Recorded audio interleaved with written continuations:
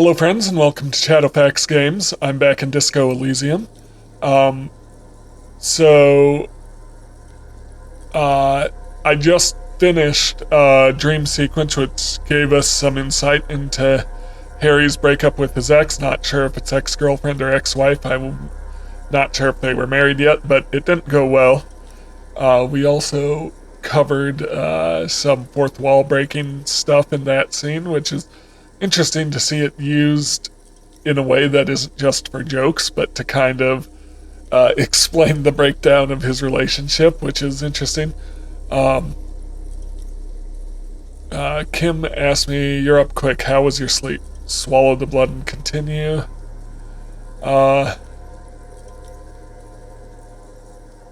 Just spit out the blood and get back to work. Let's solve the effing case. Are you sure you're okay? You thrashed around and you bolted up, half covered in blood from your wound.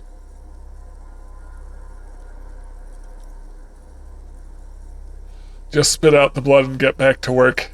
Okay. Ooh, new skill point. Alright, so... activities...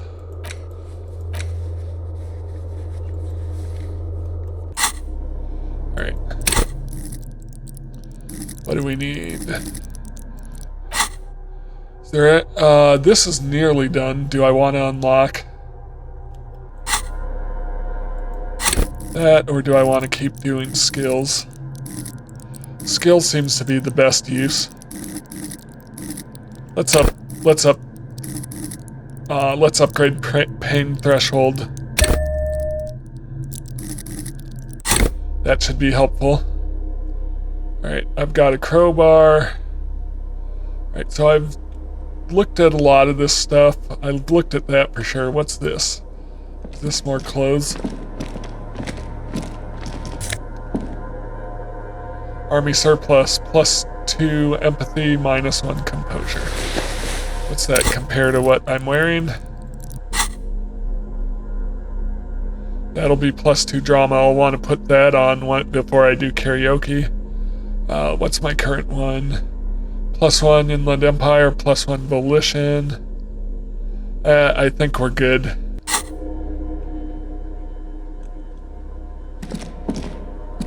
Trying not to run, trying not to make my wound worse.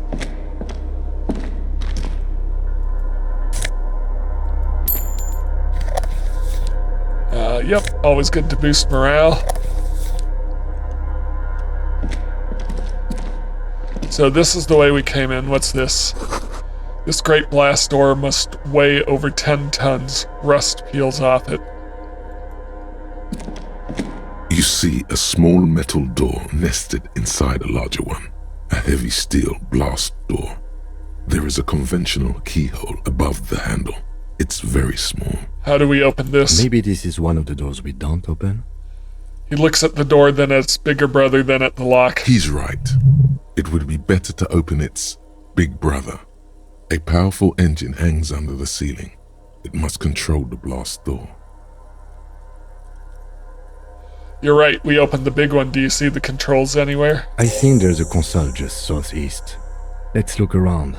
Getting the blast door open seems like the best plan. What's on the other side? Another part of the island, probably. The lock looks like it could still be usable.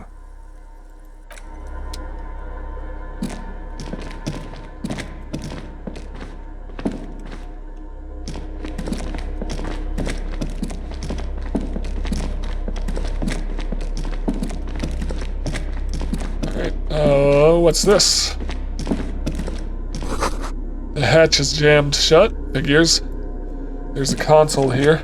Green paint flecks off the monoblock aluminium cabinet. There are rows of switches on the front panel, a frequency band, and even a keyboard. What's this then? The console of an anti-computation device. The generator upstairs, with wires coming out. They terminate here. Could this open the blast door? Possibly.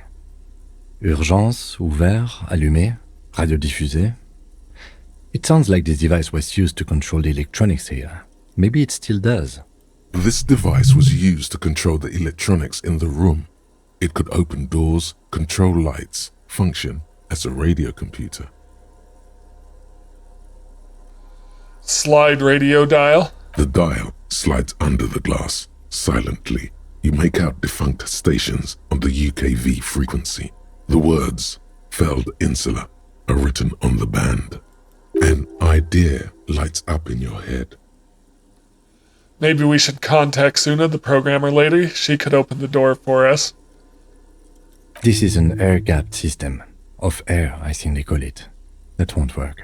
Are you sure? No, I'm not. But it would not be very good military technology if programmer ladies could control it remotely. Also, it's ancient, incompatible. Push light interior. Nothing happens. Turn emergency open. We need to restore power before using this, officer. The generator, it didn't look like there was fuel in it. We should look around outside. There are barrels all over. Maybe one of them still has something in it. He looks into the dim light to his right. The boat engine. Or we could get some from the boat But engine. officer, then we would have to swim back to the mainland. Let's just look around, okay? The consul stands by, mutely. Urgence? Date of birth generator. You were born in the year 07, in the last year of the commune of Revachol, right before it fell, in the old military hospital on the ground floor, where people usually came to die during a snowstorm. The revolution had about 1 year left to go, and the fires were still burning bright. There were explosions in the blizzard. This was 44 years ago. You are 44 years old. The bloating might never leave your face, but beneath it, you still have some years. You still have some hope. Learning cap for logic raised to 4. -1 difficulty to all physique passives. That's pretty good.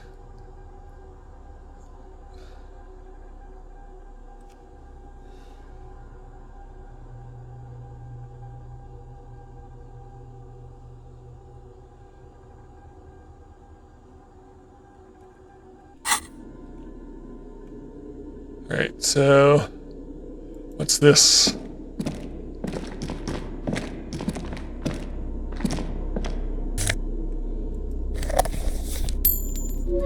Solid.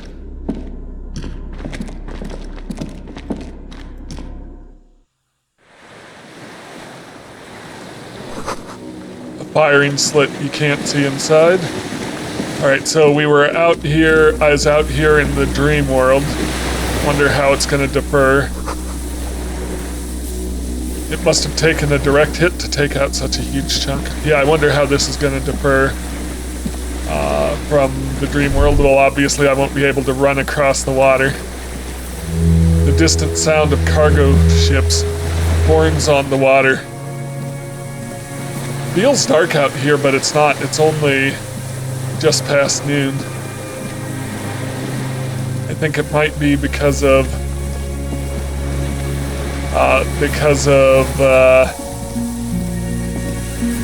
me holding the flashlight. That's what's making it feel a little dark.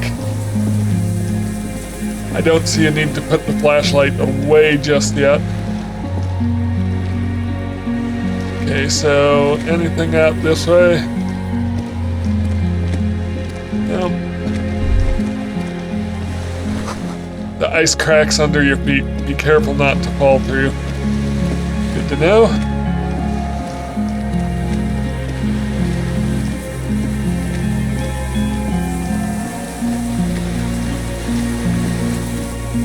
I like the way the music kicked in all of a sudden.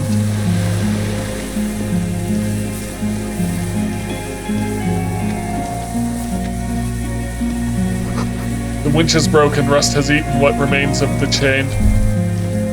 A strange feeling looking at the water. Maybe you should just wander off into the sea. Leave it all and walk in with a bottle in your hand. A bottle in my hand? Always. Why? Perhaps there's someone there, under the water, waiting for you, where it has always been. smelling of tutti frutti and betrayal. Baby, you know it's going to hurt. But it's cold. Yes, cold and still. But love is warm, like the inside of her mouth. No, no, no, no, no. Yes, yes, yes, yes. Raise your sight. In the still mirror of the bay, you see Martinez, reflected. Tall edifices of ruins reach into the water, like shimmering towers. And the shacks too. Pine trees and motor lorries, upside down. Islets and posts, like stepping stones, lead into the water in front of you. Go. Step in. It's been too long. Shake your head. Open the blast door, find fuel for the generator. Those are my current tasks. Nope, don't run. Trying to recover. No running.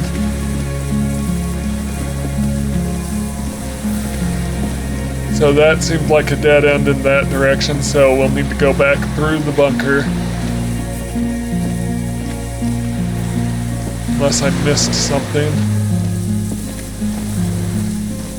I don't think I did. So time to go back through the bunker to the fuel drums.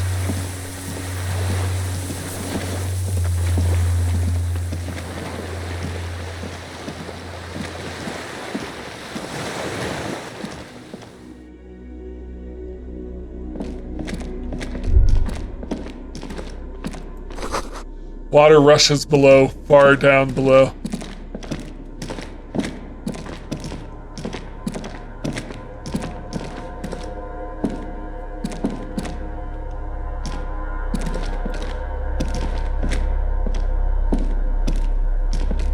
Did I look at these already? I'm pretty sure I did. Soft covers, serialized. Yep, so there's a check I can make there. But it's currently locked.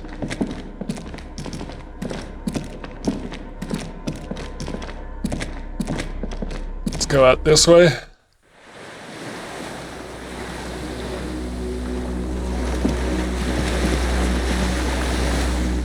There's fuel drums over here. What's this?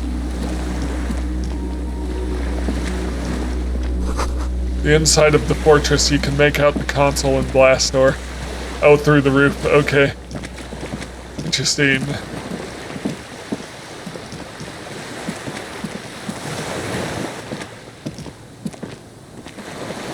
There's also something over here.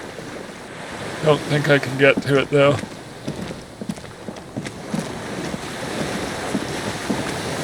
Here's the fuel drums.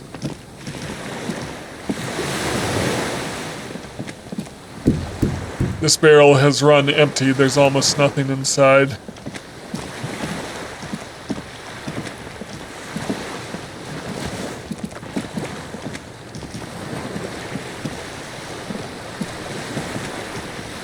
There's the barrel that leaked down here.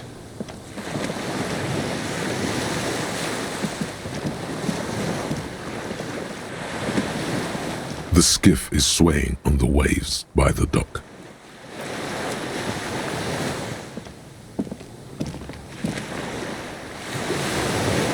Any more fuel drums? Fuel drums? Oh. I betcha.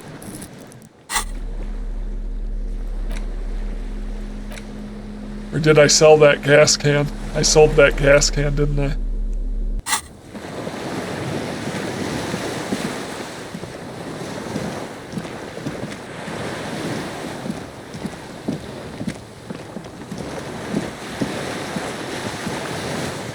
So what am I supposed to do? There's nothing interactable around here.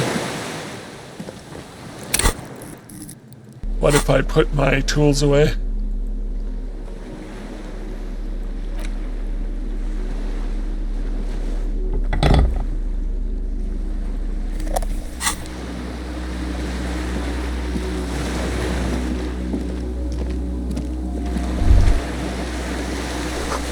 Not enough fuel, you'll have to look elsewhere. Okay. So let's check the task list. There could be fuel on the island somewhere. Tucked away. Alright, well. I swear I've seen everything.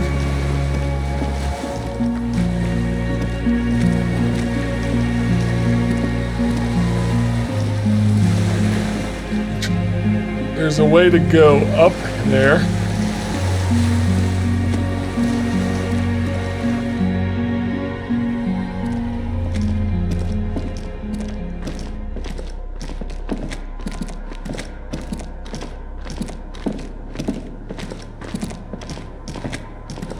What's this?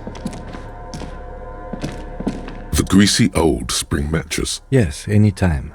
If you need a rest later, it's okay by me. You don't have to be a hero. Are there any clues here? This old cylindrical... Yeah, we looked at that already.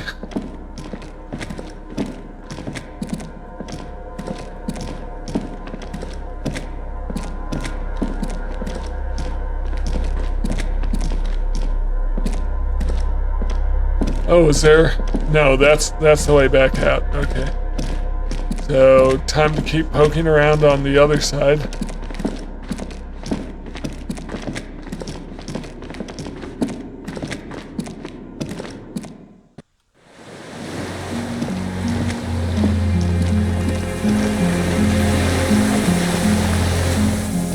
Okay, we're gonna poke around as far as we can.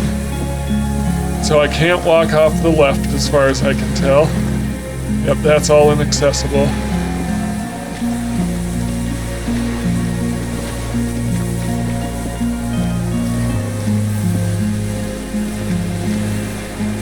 This is coast, nothing down here.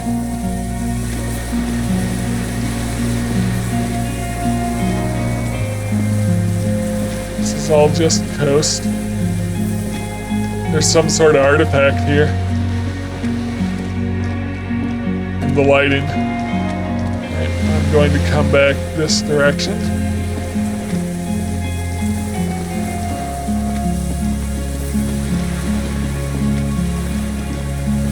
That's back into the bunker.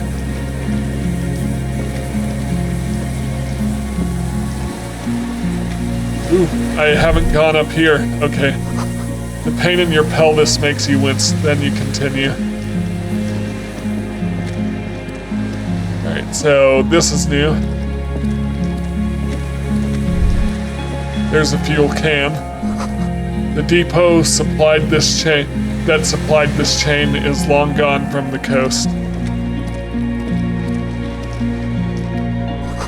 An old medicine cabinet, newly stocked with Dramamine.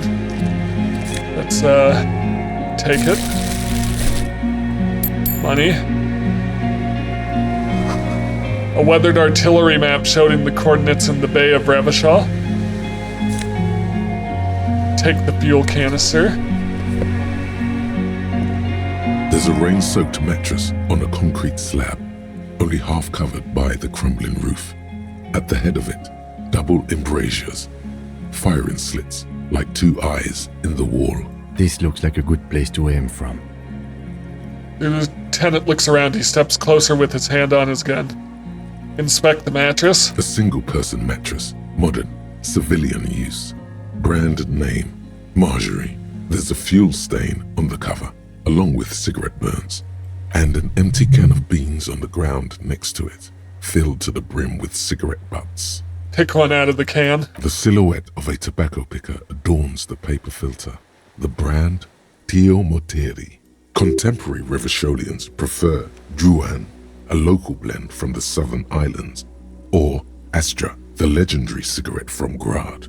Tio Moteri is favored by older men for its paper filter tips, sweet smell, and added tar. I saw the same brand of cigarettes extinguished in Land's End. Could be a coincidence. Or The same person has visited Lens and here. I didn't see any signs of smoking inside though. If people live there, they keep it tidy. This here may also be a smoking spot. Inspect the wall. There's a firing slit in the wall in front of you, like a little window. Touch the concrete first. Quite old and grimy from years without cleaning by anything other than the rain. Look through the hole in the concrete. The springs screech as you lean on the mattress and crane your neck to look out. A small piece of Martinez coastline opens up in the square in front of you, like a tiny landscape painting. 1 kilometer across the water. The ruins look familiar. On the left. A towering skyscraper, its top floors shaved off by artillery fire. Capeside apartments. Rue de Saint-Ghislain, 33A and 33B. On the right. The red chimney and collapsed back of the 4-story tenement in front of the whirling in rags. Rue de Saint-Ghislain, 10. The doomed commercial area. And between the two. The box-shaped silhouette of the whirling in rags. Its sloped roof, a tiny fleck of light catches your eye on the rooftop. Sunlight reflecting off the upstairs window of Clausia's room. Motherfucker. What does that mean? Do you have line of sight to the window? More than that.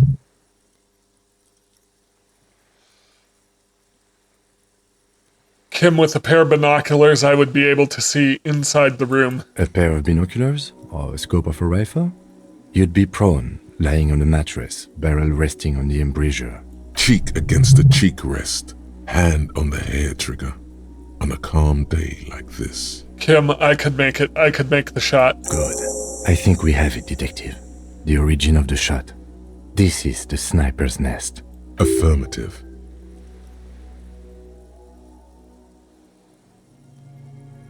Finally. In our defense, nothing pointed here. Many leads pointed elsewhere. 6 people are dead. We could have prevented it. Don't beat yourself up, officer. We did not put guns in their hands or get them drunk.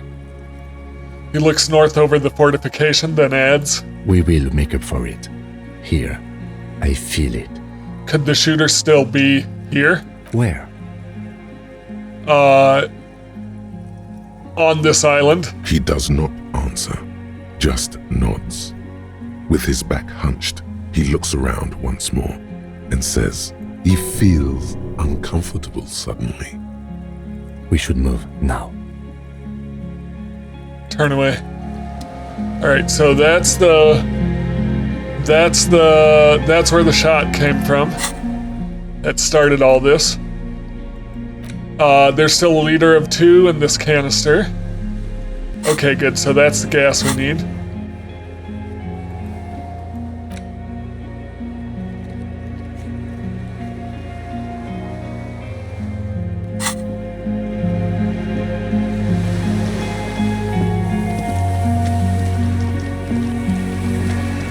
Oh, I'm trying not to run. I keep forgetting.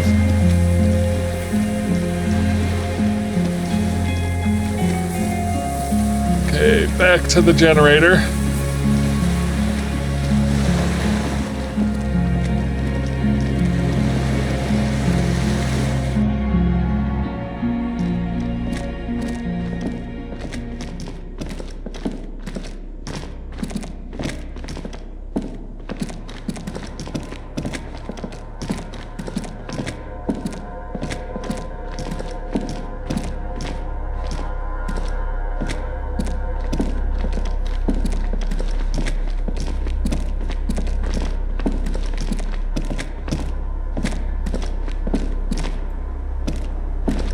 This old cylindrical generator waits with its fuel cap open. Makeshift electrical wiring runs out of its side and across the floor. Pour the fuel into the tank. The lieutenant assists you, holding the canister up to the fuel tank as you tilt. Dark brown, viscous fluid pours out, and the room fills with a chemical smell. There's a red starter switch on the side of the cylinder and a start rope on the other side. The lieutenant flicks the switch. pull the rope. The recoil start wakes the old generator up. The machine sputters like an old warhorse before settling down to a rattle. That should do it. Leveled up again. Before I put in my point, what kind of a check was this over here?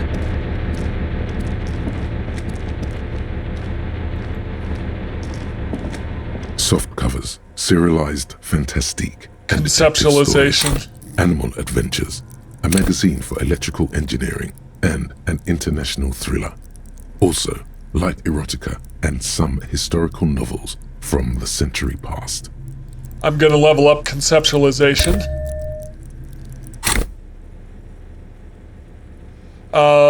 Slightly better than even chance. Let's do this. Let's try. Soft covers, serialized fantastique. Oh yes, under the bed, there is a rather extensive collection of critical theory. That is, dour, life non-affirming left-wing literature, published by small imprints such as Abattoir Firm and Ouzia. It's not exactly like reading.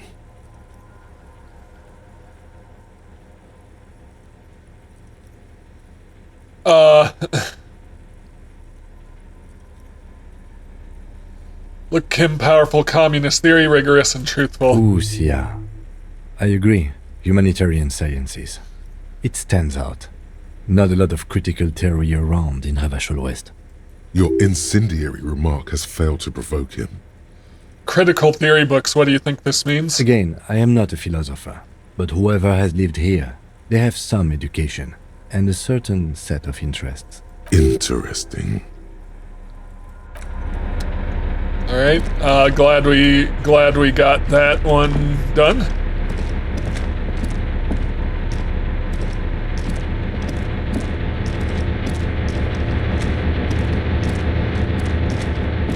Let's try to open the door first. A dim golden glow animates the console. It's on. Turn emergency open. Automatic boot. Turn emergency open. The blast door opens with a series of clicks. A shaft of light appears, then widens as the light shines in.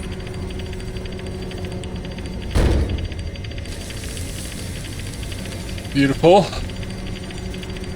Of course, we just alerted anyone that we're here by starting the generator and opening the door. A sudden wave of anxiety makes your skin crawl. After you. What's there? I don't know. A thin wisp of smoke rises from a charred black fire pit. The wind picks up, then dies down again. Let's go.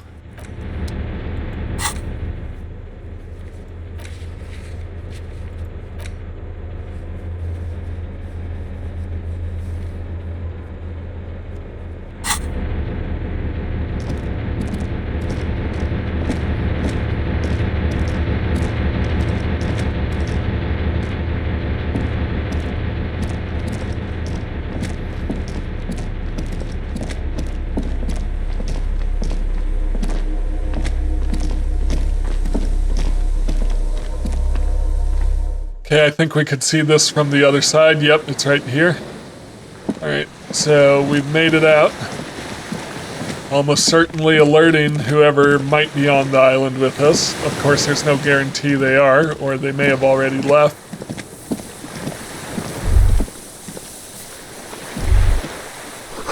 Small white flowers blossom all around you. A rubber dinghy, it's deflated and broken. Well, if his boat is broken, maybe he's still here.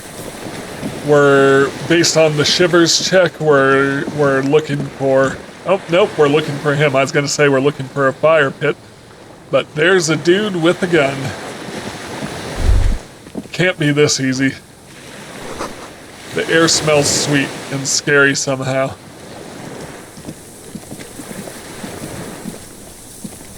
An old man, wearing tracksuit trousers, leans on the frame stock of his rifle. He gathers a big ball of spit in his mouth. then spits it out into the extinguished fire before him.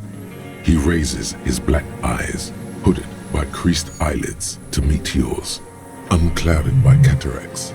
His eyesight is sharp. Are you the fire guy? The what now? I can't hear you. Did you recently tell 2 kids to put out their fire? 2 twins? I may have. All sorts of little rats have come sniffing around, trying to give up the position. The position sounds like a hiding place. Fire guy. Regressive bourgeoisie henchman. Can't even talk like a grown-up. Did you close the blast door? I did. And you opened it. How? I fueled the generator, then used the console. I should have burned that console down. How did you know I was coming? The boat engine. On the water. You've retained your eyesight. My eyesight? Yes. Helps me see all the shit. A shudder of disgust passes his right side. His left side remains motionless. Nice gun you got there. It's not nice. It's a piece of shit. But it gets the job done. Is that a Bella McGrave? It's a 3-Angong 446. Southeast Samarin made. Exotic. Must be defunct too. No modern rifle manufacturer of that name springs to mind. A samurai rifle. How did you get hold of one? It was sent to us by our brothers in the Sinyao commune. Military aid. It has stayed true to him. He can still make it sing. The Sinyao commune? You heard me. It's good now. Like chalk, white from the board.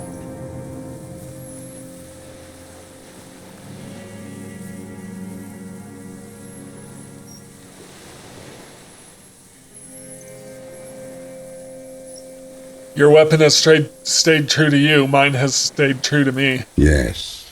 I bet you've killed a lot of people with it. You fascist fuck. Have you come to make me one of them? His grip on the rifle tightens. We have come to ask you questions. Nothing more. The lieutenant puts his hand on his holster. If you do not comply, we will take you in. Do you understand? Another spitball lands in the ashes. That's all the answer he gives. The danger levels here are hard to read. One moment he's afire, the next a fire gone out.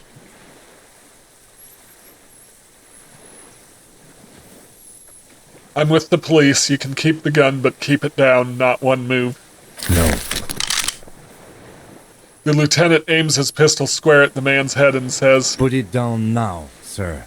Or you're gonna blow my brains out before you question me. To hell with it. It's a walking stick anyway. It's out of bullets. The old man lays the rifle down carelessly, then looks at it lying there. Like an amputated limb in the sand. He stares on, his wrinkled mouth moving without a sound. A strange sadness, like a song. What did you say? The future teaches you to be alone. The present. Let him say it. The present to be afraid. Cold. The old man pulls back the hood of his plastic cape and looks up into the sky. It's blue-gray, the same color as the sea. Pick up the gun lying in the sand. His gaze follows your motions. The rifle feels surprisingly light in your hand. Frame stocked and patched in places with tape and wire. Inspect it closer. The rifle's in a shabby state, like a crutch that's seen too much travel. Hieroglyphs are embossed into the forearm, made of walnut. On the butt, you see Vespertine writing, burned into the wood. Triangong, 4.46mm, made in Sinyao. It's as he said, it's a triangong made in Sinyao. No one said it has to be a Bella McGrave. We were just guessing. From ballistics, it could easily have been a triangle, too. It doesn't matter if it was made in Shanty Shanty. All it has to do is use jacketed ammunition. And it does. This uses jacketed ammunition, 4.46. The right type and the right calibre. Going to stow the gun. The old man keeps following your motion with his gaze. His right arm twitches suddenly. Some kind of involuntary response? Something is slightly off with his motorics. This looked very much like the murder weapon. It could be used against him to get a confession. In time. Those words the future teaches you. Real music. It's La Revacholière, you shit-licking bougie dog. Chanson de soldat of the black and whites. You need to address that remark. I'm not a shit-licking bougie dog. I'm a half-dead police officer who's just doing his job. The job of a bougie dog. What is La Revacholière? It is the anthem of the world revolution. One of 3. In Grad, they sang Brave Children, favorites of history. And in Signal, it was some Samaran shit, I guess. How does it go, the song? How did it go? He looks at his gun in your hand and shakes his head slowly. Something about shooting rabbits. I don't know. I can't remember. It doesn't matter. It's gone now. He waves erratically with his hand, annoyed that he can't remember. A little tremor passes through him. Who are you? My name is Josef Lilianovich Dross, Political Commissar of the 114th Anti-Aircraft Division of the 4th Army of the Commune of Revachol. I am a deserter, a partisan, and a prisoner of war. This is my termless surrender. His eyes turn to the reeds again, dead and dull. There, behind them, across the delta, the INSACOM building. Coalition government in Celindian mission control. The commune of Revachol? Do you mean the ICM? Your holdover from the... From the Insular Indian Citizens Militia, the army of the revolution. I was recruited in Jamrock in 07, trained in the École de Contrôle Orion, and consigned to emergency defense duties in 08. I left my unit on the eve of the landing. When I returned here on May 14th, the commune had fallen.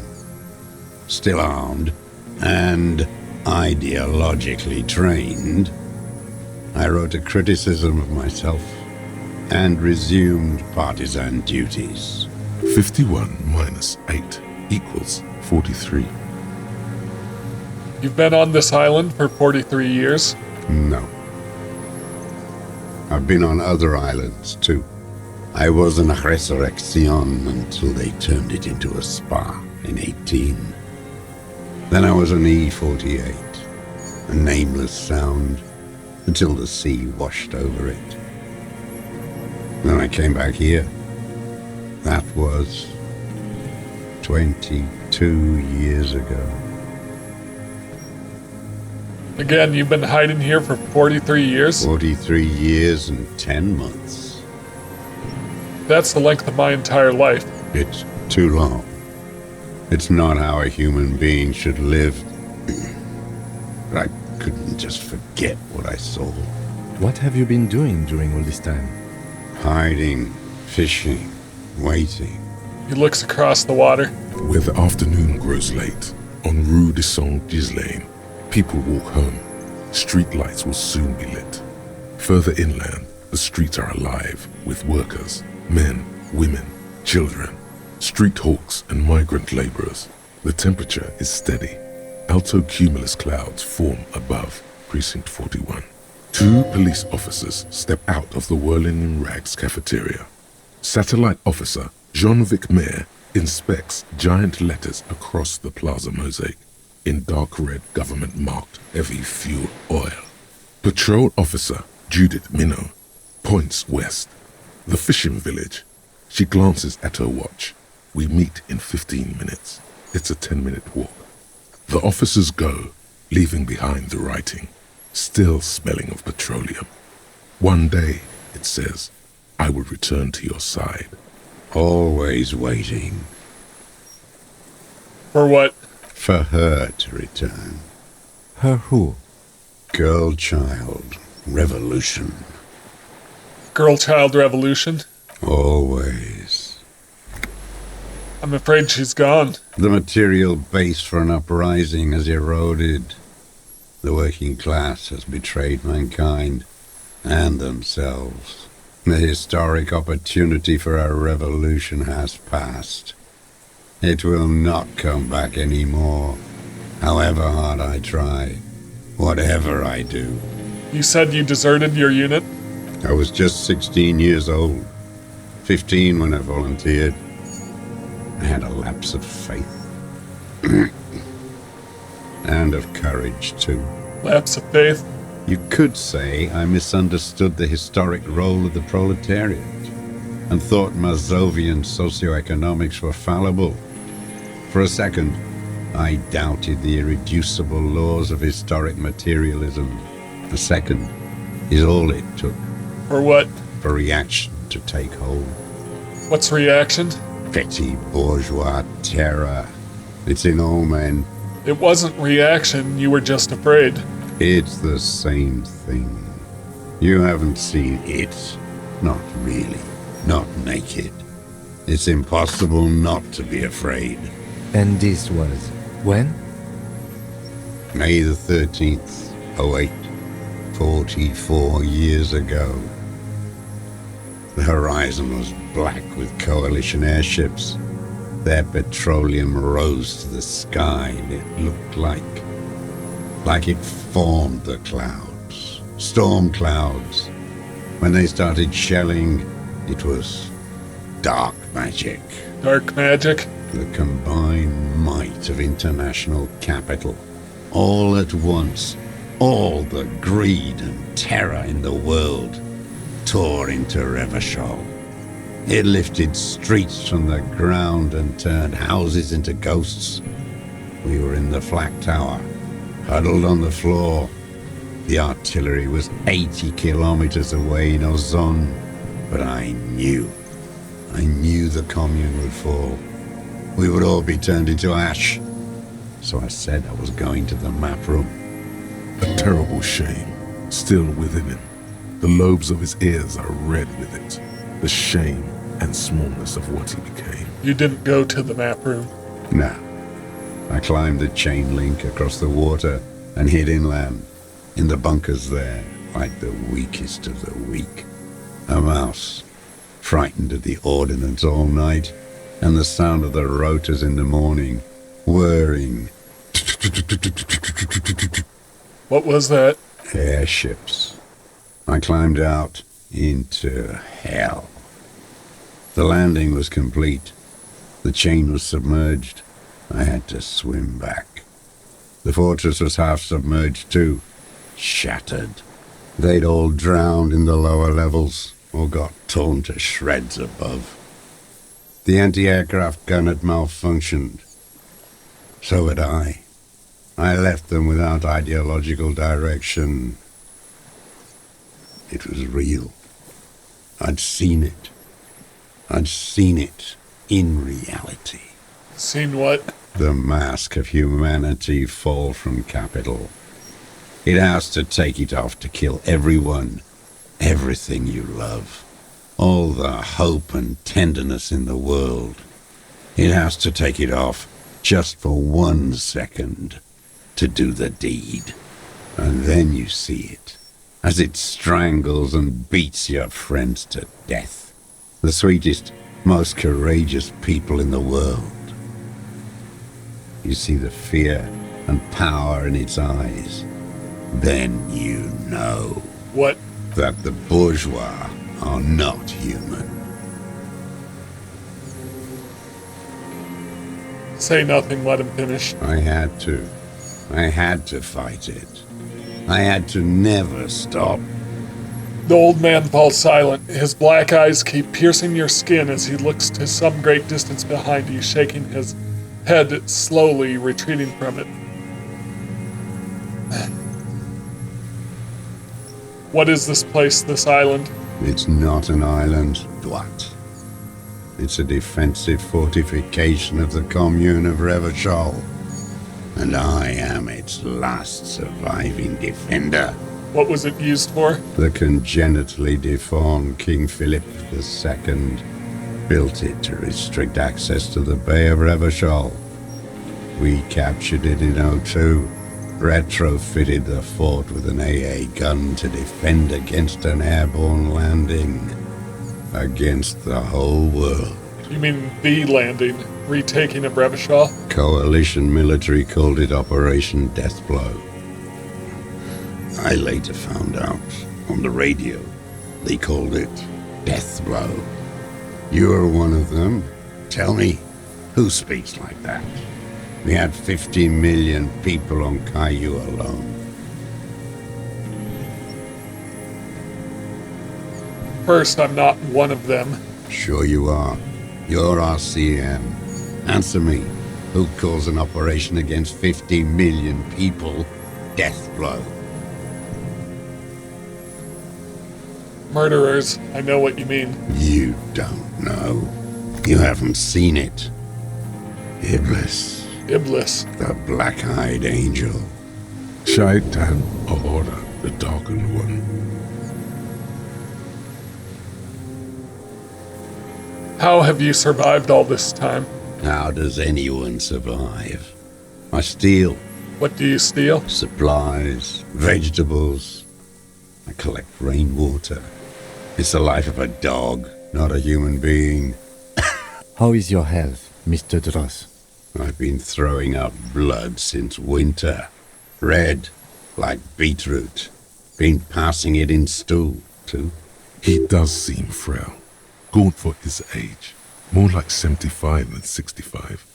Trouble putting on weight could mean cancer. The RCM can provide medical services. You need to be looked over. I need to die. You don't have medical facilities. You have guns. That's all they give you.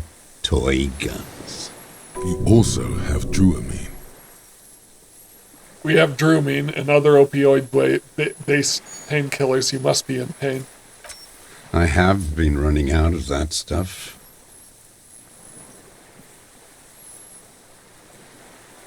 This is a serious situation. You need to be looked over, and we can do it. There's nothing to look over. The triage is in, and it's black. Administer morphine. Moribund. Have you coped? How have you coped mentally? I haven't. I have holes in my brain. Years missing. Others filled with pain only. A decade of I don't even know what. Inferno? I also have holes in my brain. No wonder. All your minds are rotting from the radio waves. I watched the traitors of this city turn the lights back on. More and more each year. Ruins glittering in the dark like a fucking merry-go-round. It's disgusting. How have you concealed yourself all these years? It was hard in the Thames. I didn't have partisan training. They were searching for stragglers, those bloodhounds. Floodlights on the water at night. There were posters, campaigns. We communards still hoped, and they needed to snuff that hope out. The East capitulated. Martinez and Cold City were turned to dust. But Jamrock, Forburg, even Coron, and Boogie Street, of course. Those fucking kips had Marsov coursing through their veins. And others too. Some cordons of Revachol was still fighting. There were cells, I tried to contact them. Soon they all went silent. The frequency's dead. How did you get between here and the mainland? At night, I used a dinghy. I only went after dark then. When I got to the city, I stayed underground. Patrols, you lot, the commons too. They'd started snitching. In the city, you move underground? From bunker to bunker. Not anymore. No one cares now. I don't even have to hide. They think I'm another antisocial vagrant. I could walk straight into that town if I wanted. He falls silent, his gaze fixed on the shacks huddled together across the water. There's a small bunker under the Feld building. Have you stayed there? The propaganda bunker. I used to, but not anymore. Propaganda bunker? They stored leaflets there. Broadcasting equipment, too. Made broadcasts, I think. Propaganda officers. I buried them with their leaflets. They killed themselves. 2 young boys. Killed themselves. A lot of our boys did. I spent some winters there. Never liked it. Kept thinking of them. No need to go underground anymore. It's better in the ruins, on the ground. The weapons cache under San Gelaine 22B in the basement. Have you been there? So you finally found it. There must have been a small squadron's worth of arms in there. Elmer Graves, right? They were damaged beyond use. I know. So you've been there? Sleeping. Some nights. Ammo scrounging on others. Those McGraves were shit, even before they corroded. Some had bullets in the chamber, however. You feel the dots connecting. Little dots on the map he's walked across. Why don't you just walk there? I don't want to. They're all traitors. Pigs, rabbits, and dogs. Men without ideals are only animals. One more question. Do you smoke Teometri cigarettes? I do. Ever smoke them on the mainland? They're good. Plenty of tar. I like that boy on the pack, too. Reminds me of the last century. Tell me another thing. The old man looks across the water, at the city, the ruins, the motorways rising above it. You said this is your termless surrender. You're with the RCM, the coalition-appointed mob that enforces bourgeois morals in Revachol.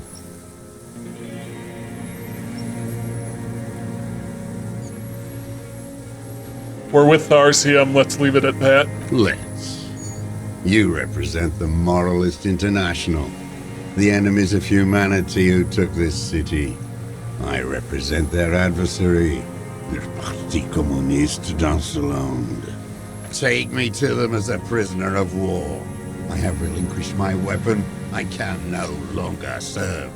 No superiors can relieve me of my duty. You bulldoze them all to a mass grave for trying to free humanity. His hand shakes and he breaks into a coughing fit. A spray of blood from his mouth on the black charcoal in the fire pit. Rene, the royalist on the coast, said, You never signed the Revacholian Instrument of Surrender. Liberal reactionaries signed that instrument. Traitors who should have been burned alive. I answer to the Communist Party. Is that part of why you've been here all this time? Because the party didn't surrender? he just wipes the blood from his chin. Honorable. Honor is a feudal atavism. My motive is class. So you're a communist soldier from the communist army. No, I am not a soldier. I am an ideological officer. I belong to the party, not the army. But you said you were trained and assigned to the Defense Corps. Trained in historical materialism, then assigned as a political commissar by the party.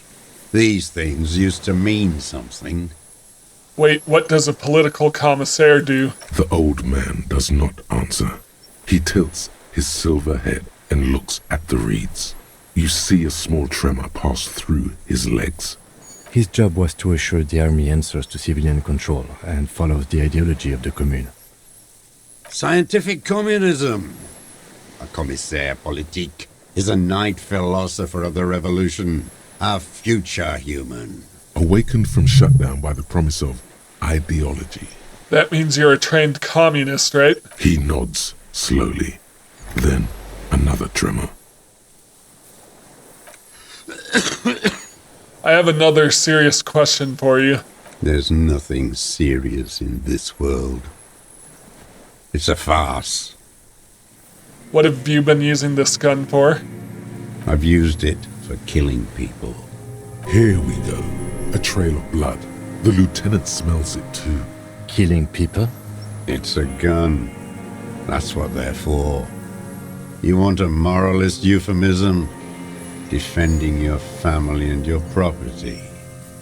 I haven't done that. I've used it to kill people. Interesting. During or after the war? There is no after the war. Class war is never over. So he's continued killing after hostilities ended. Okay. This is it. You can feel it, like battery acid on the tip of your tongue.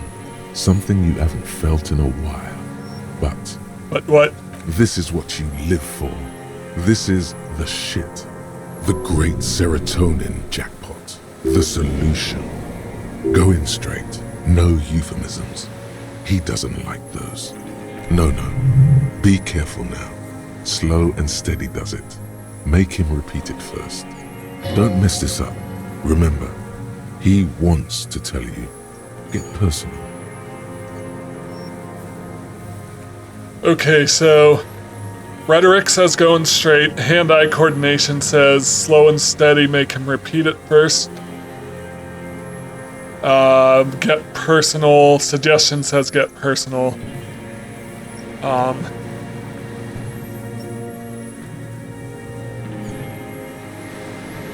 So you're saying you killed people after active fighting stopped? What did I just say? What did I just tell you? Don't drop the ball now.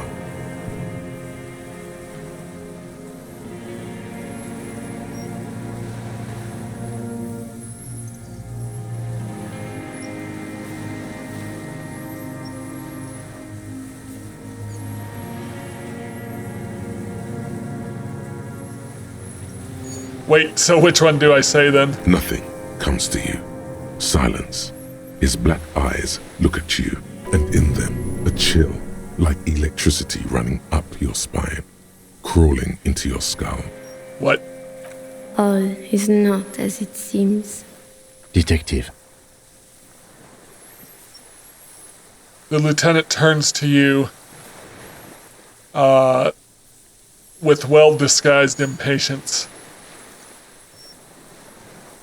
I know you want to tell me, have you killed anyone with that gun in the last week or two? I don't want to tell you anything, you grotesque murderer. And why did you think that was a good idea? Don't listen to me. I'm wrong all the time. Okay. So, did you use that gun to shoot and kill a colonel of the security contractor Krenel? The who now? He leans in and cups his ear. He heard you. He just wants to hear you say it again. This is dramatic flair on his part. Right choice. We're in. Do it, sire.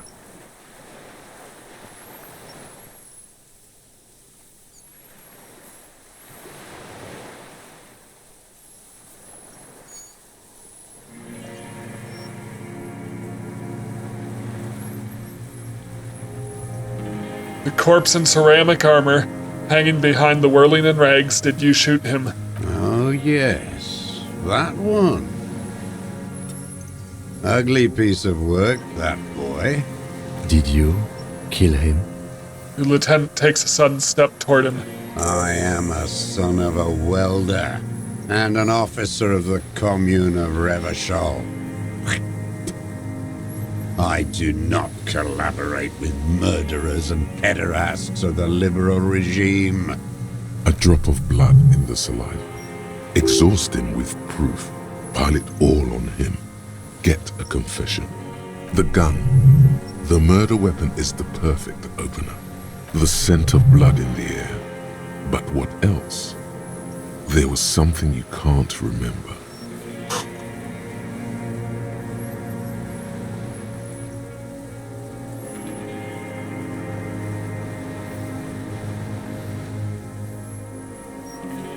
Come on, what am I forgetting? Wait, here it comes. The goddamn Maybells. The dried Maybells on Clausia's roof. My head hurts now. Oh yes. There were Maybells in the grass when you got here. They're revolutionary symbols from the war. Nowhere else, nowhere in all of Martinaise have you seen them this spring.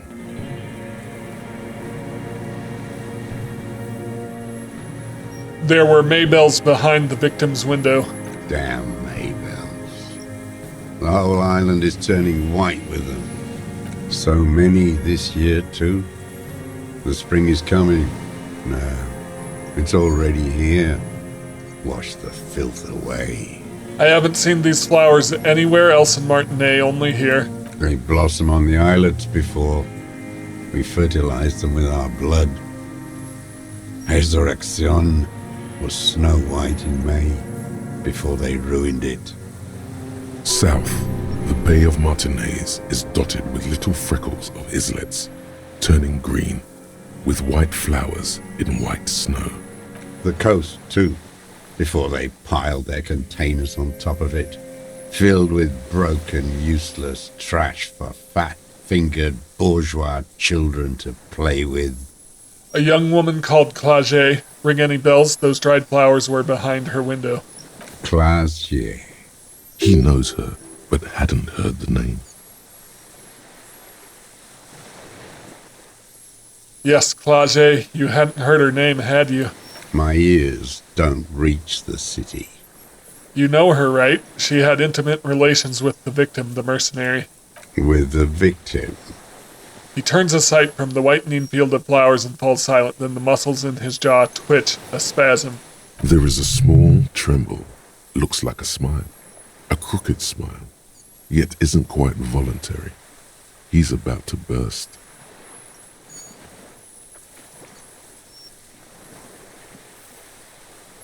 I don't need your cooperation. I've got this. Not a lot of guns around that use military-grade ammunition, are there? It's a real gun. Not like your little musketeer pistols. I've seen you prance around with those. Jumping hoops for the liberals. You look like imbeciles. Why don't you ask them to give you real weapons? Going against automatic rifles with these toy guns. Of course you got those boys killed. Damn, he saw you. He's watched it happen. He would have a good view of the tribunal from here. It's not just empty boasting. We saved a lot of them. Their leader Titus. We handled that situation. You didn't handle anything. I watched it happen. You let those murderers rip right into them. Got most of them killed. Even the fat one. None of those people mean anything to you. The vultures feed on this city, and you prepare the meal for them. You're getting diverted. Push the gun.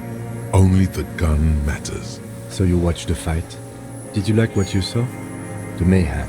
It was all your doing, your plan. You got them killed. You don't know anything. Stop changing the subject. We have the murder weapon. You know what? You're right. I'm convinced this made the shot. Should we call it? You think we have, dramatically ask, you think we have the murder weapon? 4.46 jacketed ammunition, modified for range. We have it. This is it. I'm calling it, we have the murder weapon. Good.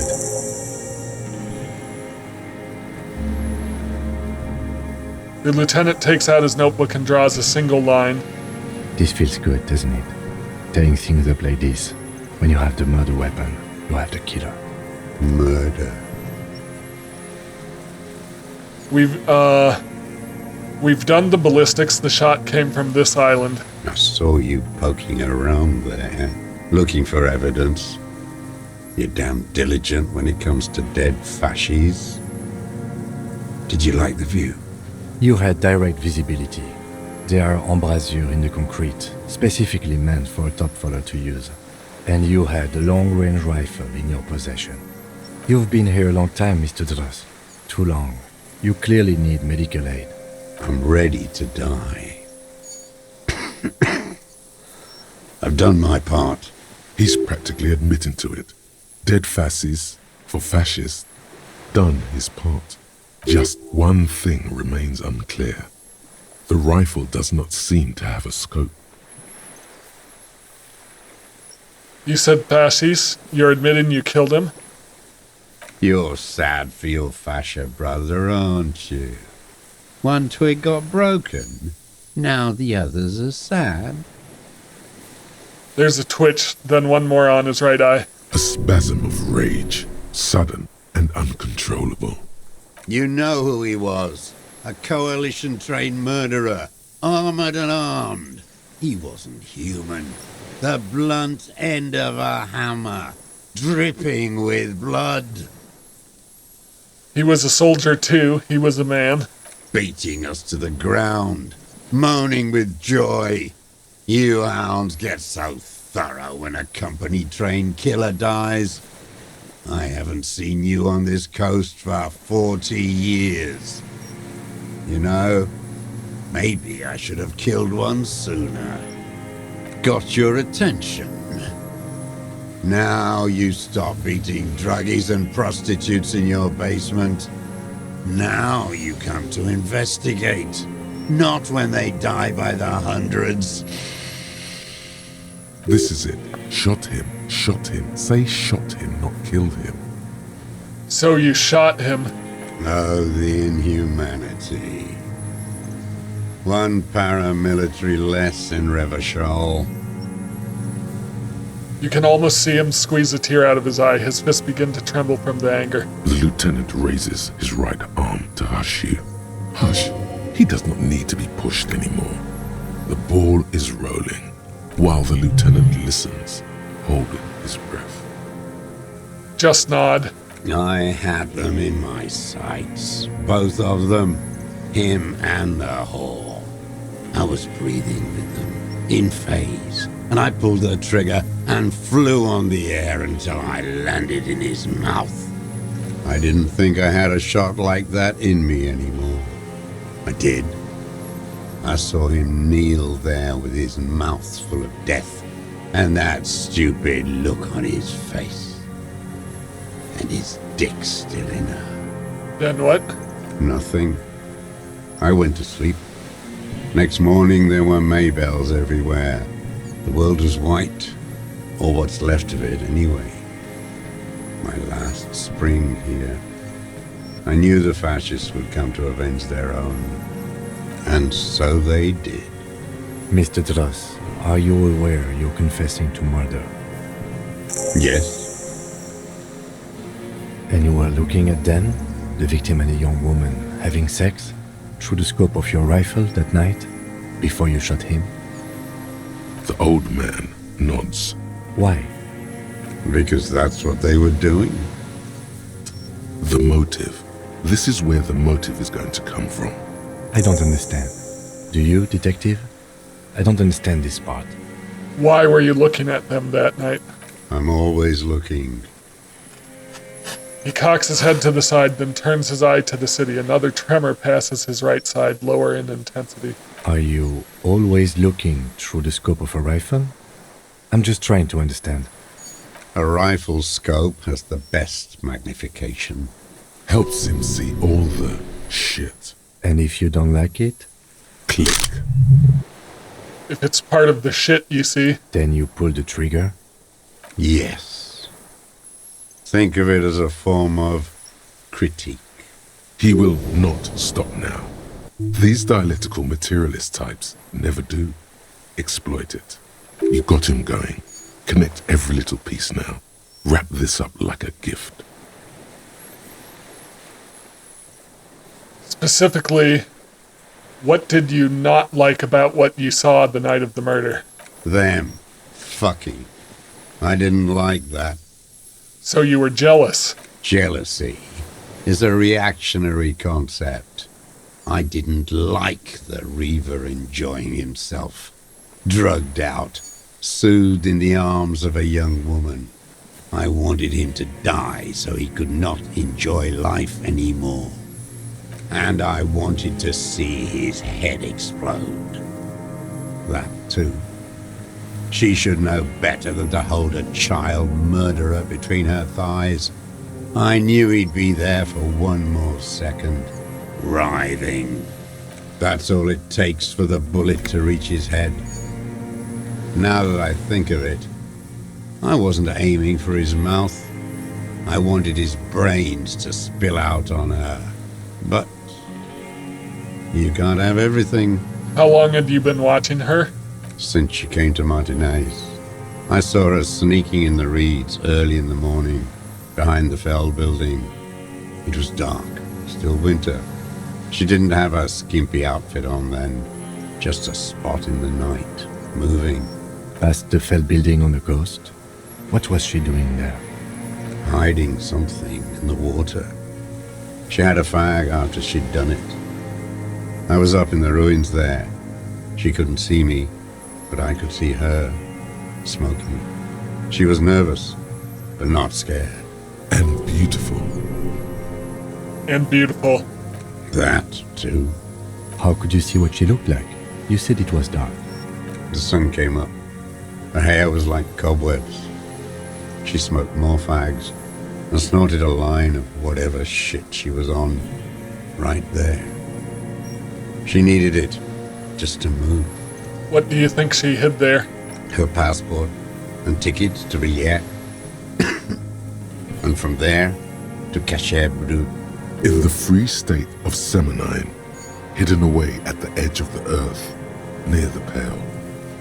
This is the hidden buoy she told us about. You looked into it? After she was gone. Did you keep what was in it? When we found the submersible, it was empty. No. Why would I do that? I didn't need tickets to Villiers. I put them back. If I wanted to extort someone, I'd do better. This implies that he's thought about extorting her. Also, a little inconsistency here. He was surprised to hear her name Clausia before. Would he not have seen it on the documents? You saw her name on the passport, but before, when I said her name was Clausier, you didn't seem to recognize it. It didn't say Clausia in there. What did it say her name was in the passport? It was something. I don't remember. It was dark that morning. I only remember her face on the photo.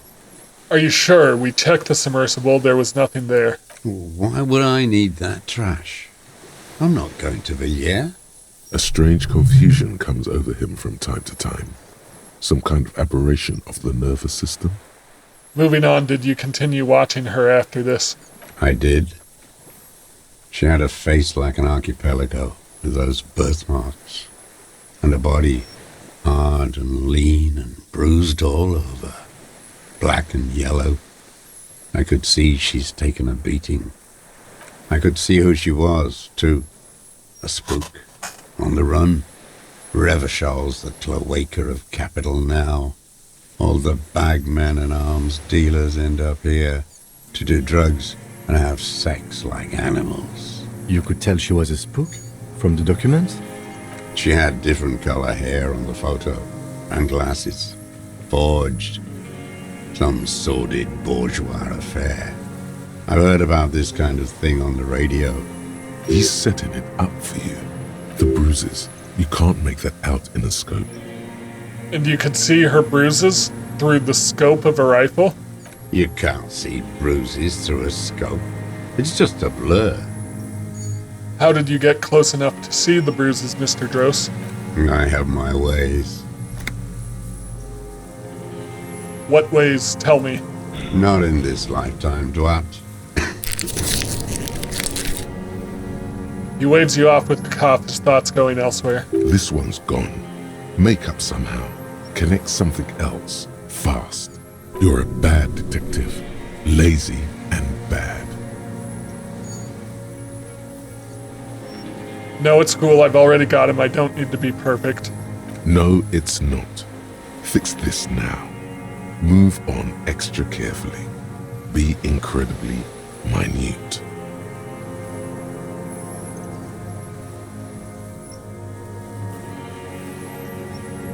Do you have feelings for that woman? There's nothing to hold on to. Only this. It's not enough. The coals of his eyes glisten suddenly, like stones dripping with water. Is he crying? Man needs to feel something else. In this fight, it helps if you have your eye on something there. It's weakness, I know. There have been others. Yes, over the years. It's not unproletarian to feel something. Was that why you left the dried flowers behind her window? No, Why then? I don't really know.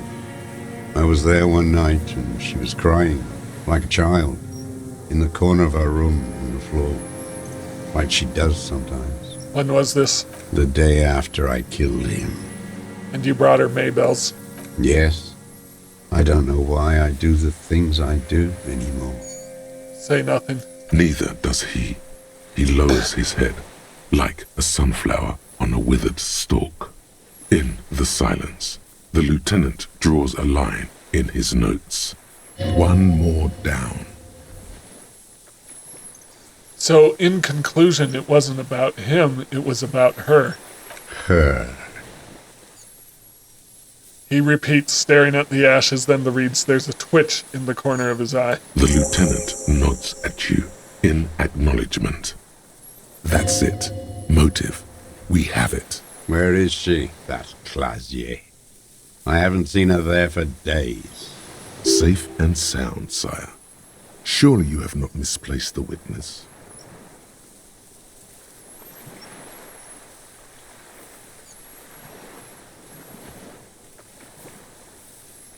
She got away, but she let us hear first. She figured out someone was watching her from the seaport.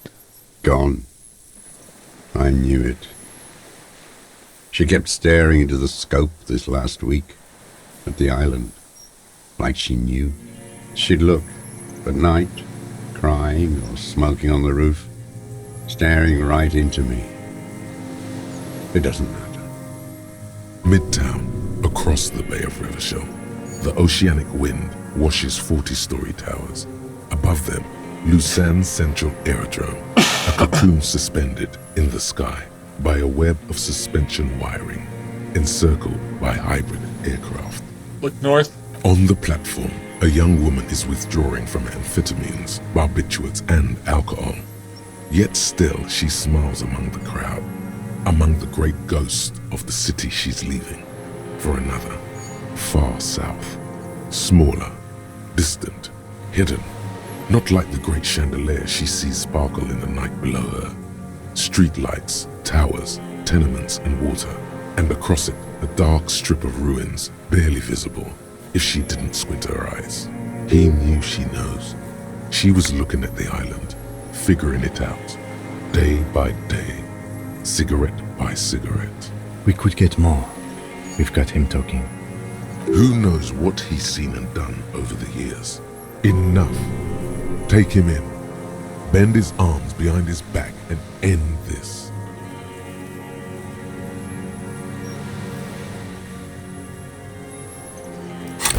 Can I add anything to composure? Yep. Alright,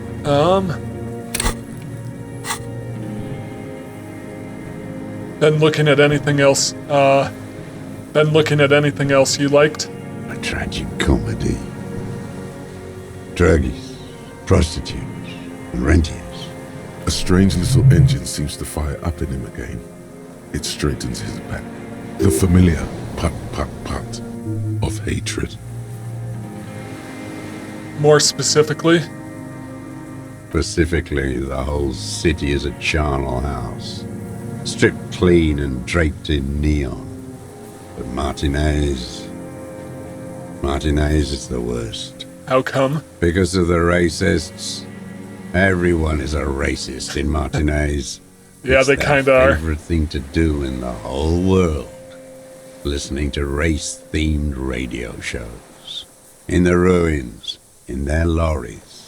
He points inland. Pumped full of steroids and Radio Revachol 92. Race this, race that. It's all sanctioned by that Social Democratic Union and the farce of a Social Democrat who runs it. Mr. Clare? Yes, the fly larva in his container. He let some nihilistic advertising yuppies erect a statue of Philippe III, a syphilitic murderer, on the town square, to spit on the working class. Let him finish, don't interrupt. Not since the serfs of ancient Pericarnassus has history produced a more inert social class than the Martinez proletariat. The rest of Revachol at least pretends to rebuild. These people still live in ruins. In tents, like animals. Like those boom-boom morons on the ice. A pity they didn't drown in that tent of theirs. He keeps shaking his head with sorrow for the sight he missed. Nod. The worst of them is the blood-drenched Sucrion on her yacht, licking her lips. The old whore's gone now. Her gun-toting porcelain men are dead. So, actually, no. The worst is that old cock parading around in his uniform, throwing balls all day. It's not enough that the racists and liberals are dancing on our graves. The old loyalist ghouls still parade the ruins too. Every morning he's there, while the parasites he fought to protect are off in Ozon, or Koyamoran, or some other island they built their palaces on, feeding on drugs and having sex with their own children. Say nothing. That's all the rich really want. Sex with their own children. Throughout history, even the royal bloodline of the suzerain, it's all just an excuse for them to have sordid sex. At least that old cunt Frisell is now dead. Just nod. We did good when we pushed him under that horse car. If only, in the 30s, those disco whores. What follows is mumbling. You cannot make out a single word. The disco whores are too much. Hatred shuts down his brain's language center, leaving only a nonsensical sputter. There was something about a statue and nihilistic advertising agency people might be worth investigating. There's something about the statue on the roundabout and syphilis. Syphilis is a disease Philippe III contracted in a whorehouse. The statue is an abomination. The Abomination. bacteria entered his brain and made him squander trillions on sparkling wine, cocainum, and monuments of himself. His son, Philip IV, the insane, contracted syphilis in the womb. That is technically possible, although Philippe III was not actually syphilitic. He was just mad. And he still went on to govern Revachol for 25 years.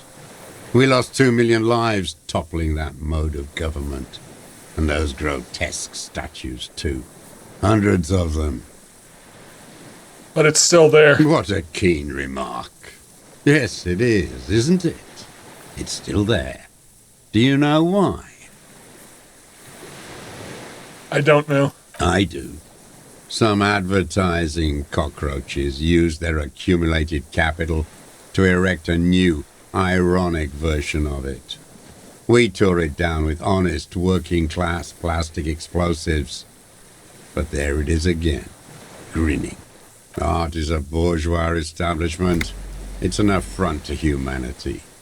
Every gallery should be bulldozed, and the artists should all be given 30 years of hard labor in Yekokata. I'm just gonna add another point to actually, let's go all the way into composure, because I've got that check coming up. At least I hope I still do. Wait, the bullet hole in Philippe's heart. The statue had been shot. That was him. It had to be. He's already proven capable of taking a far more complicated shot from here.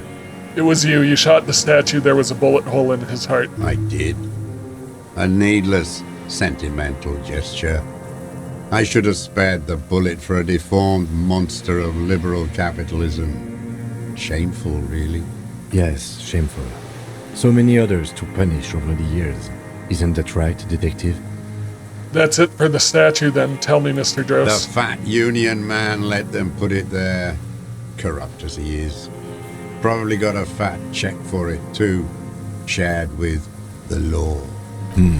He keeps having opinions about the union's leadership. You mentioned the union is social democrat, and Mr. Clare is a farce of a social democrat. Another hideous disappointment. Unions are the real enemy. The true enemy of the proletariat. Placating the masses. Disappointment. So personal. He displays a familiarity with the union's top brass. Who's a disappointment, Everett Clare? That deformed toad? I wouldn't expect him to wipe his own ass. I mean, the brains of the operation. The smart one. Edgar. You mean Edgar, Everett's brother? He talks a big game about uprising and social base. They must have sent the smart one to some university in Le Jardin, where it's alienation this and hegemony that. You've talked to Edgar. First against the wall with him.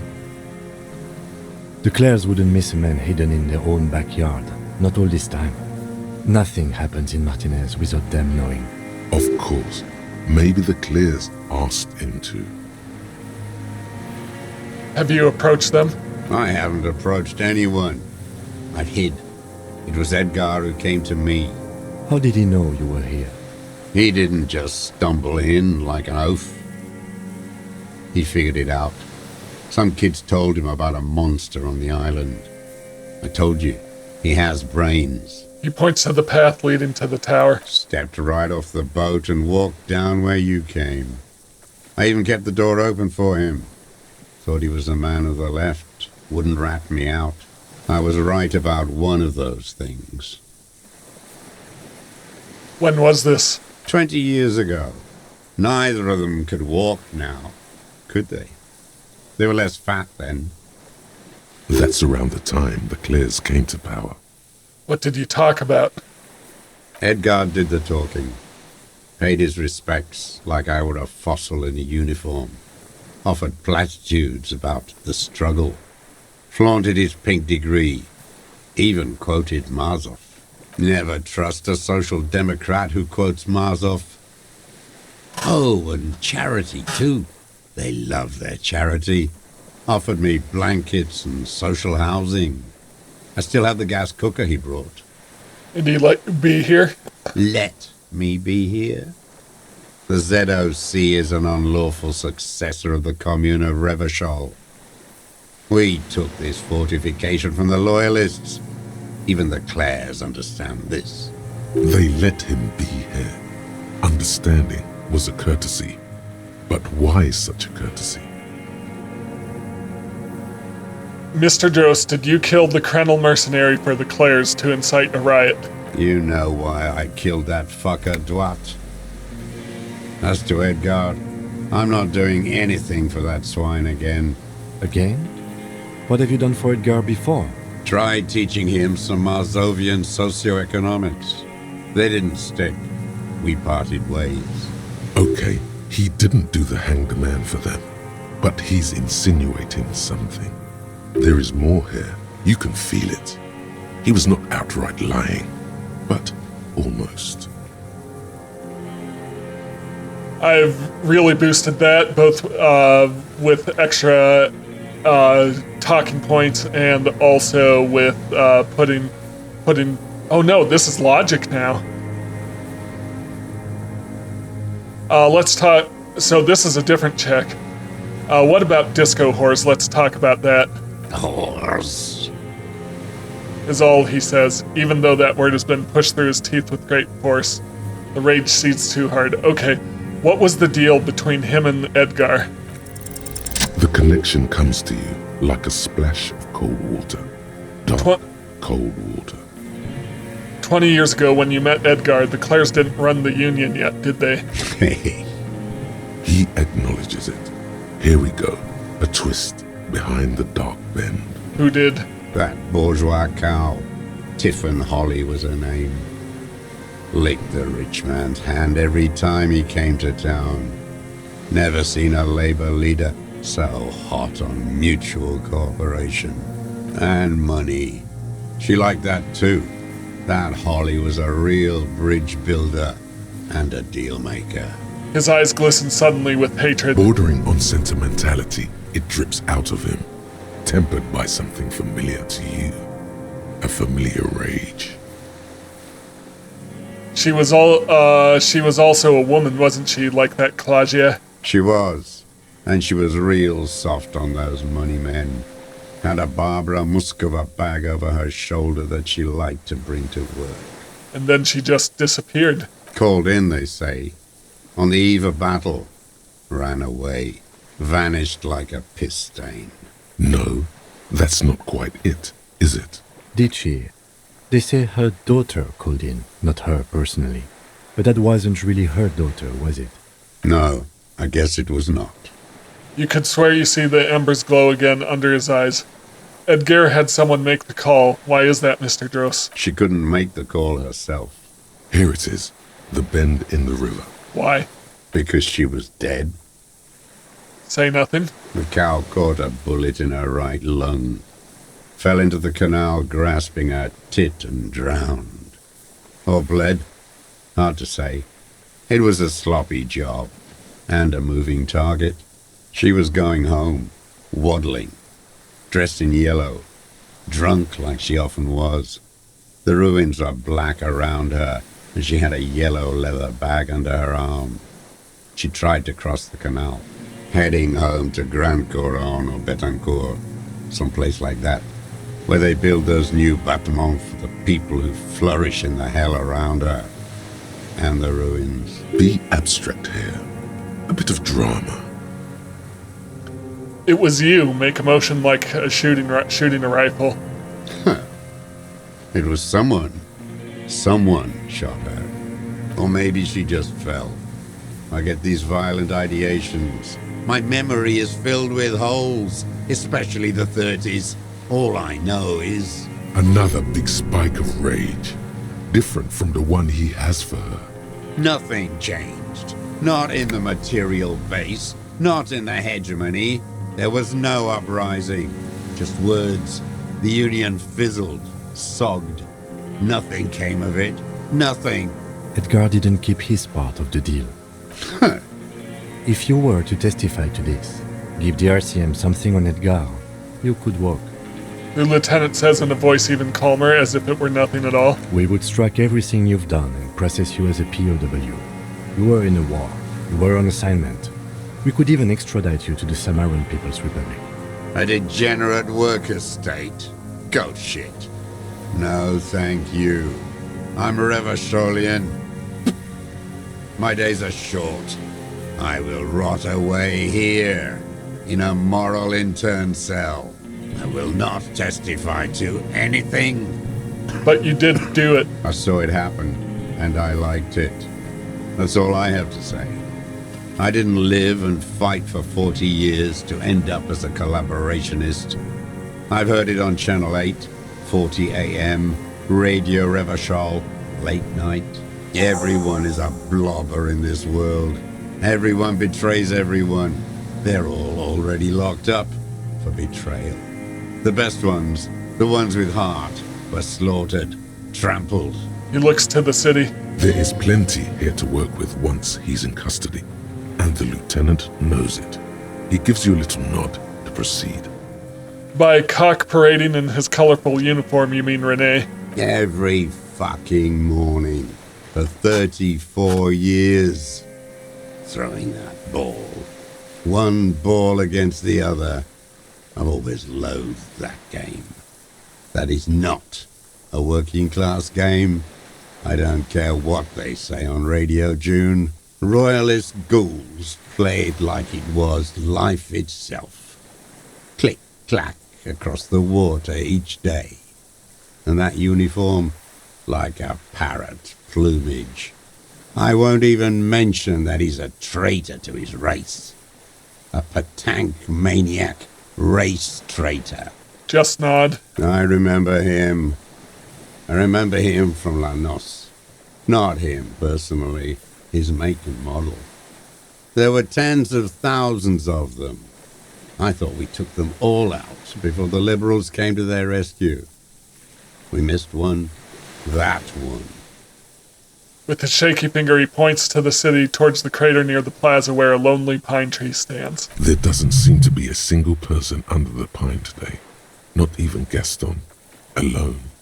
Just nod. Fat and plump, like a pheasant, just begging to be popped off. Please, Mr. Dross, shoot me. He whispers with such predatory hunger. It borders on longing. You'd like to kill him. Not yet. I like to look at him strut around, place the crosshair on his medals, right on his face, and just fiddle the trigger. Think about it. Let the bonbon melt in my mouth. Save the treat for later? He is a juicy bonbon, that one. A real treat for the black day. The blackest. When I put that gun in my own mouth, I think, no, don't waste it. Put this lead in that cock, René. For the boys he killed. And then I look at him throw those balls, and I suddenly feel better. I even hid one bullet, so I'd always have one for him. Haven't seen him around lately, strutting around. Must be down with arthritis. I hope it hurts like hell. I hope he sweats blood.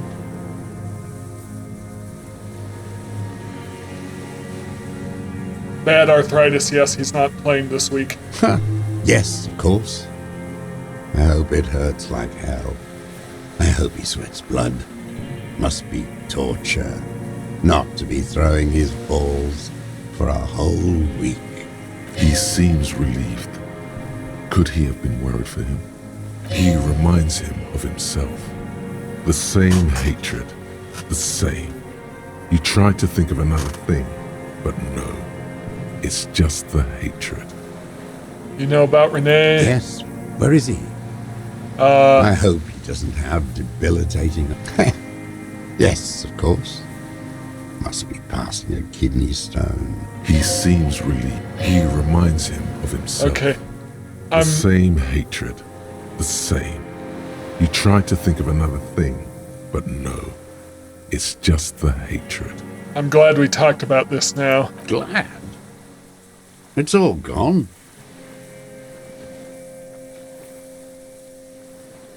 I've boosted this to 72.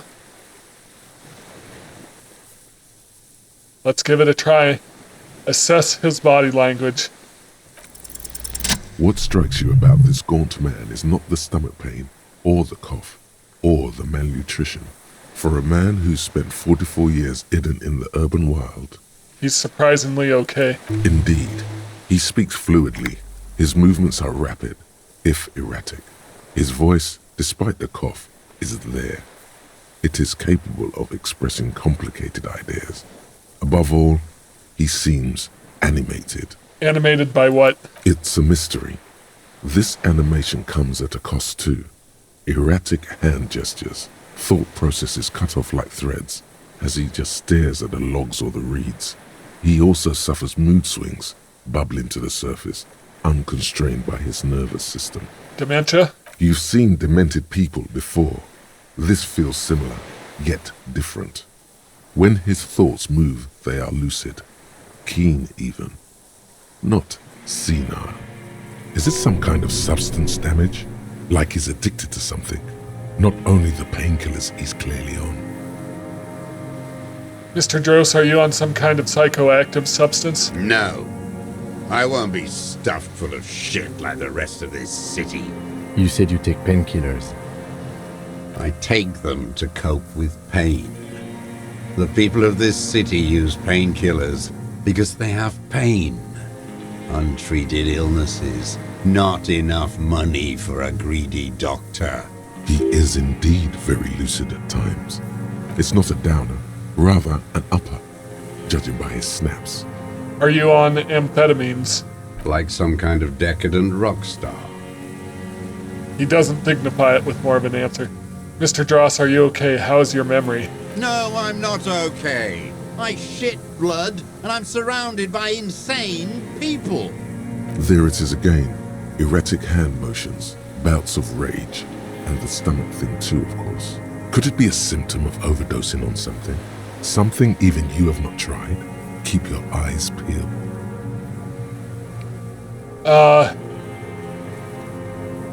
We're gonna go Yosef Lilianovich Dross. You're under the arrest for the murder of Elise Courtenaire. What? But you said I would be taken to the... The wind picks up. The silence on the water is broken all around you. Little shivers of waves appear. The lieutenant continues, like an incantation.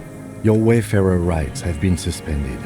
Information provided to the officers on the scene will be used against you by the prosecution. You will be given legal counsel within 1 week and must face court in 44 days. Do you understand? Do you understand? But Do you understand, sir? no, I don't want to. I have to stay here. He looks at the reeds, eyes submerged in growing terror. He's sweating. Beads are forming on his forehead. Pupils are dilated too. Eyes getting blacker and blacker. Your confirmation is not required, sir. Now on to the boat.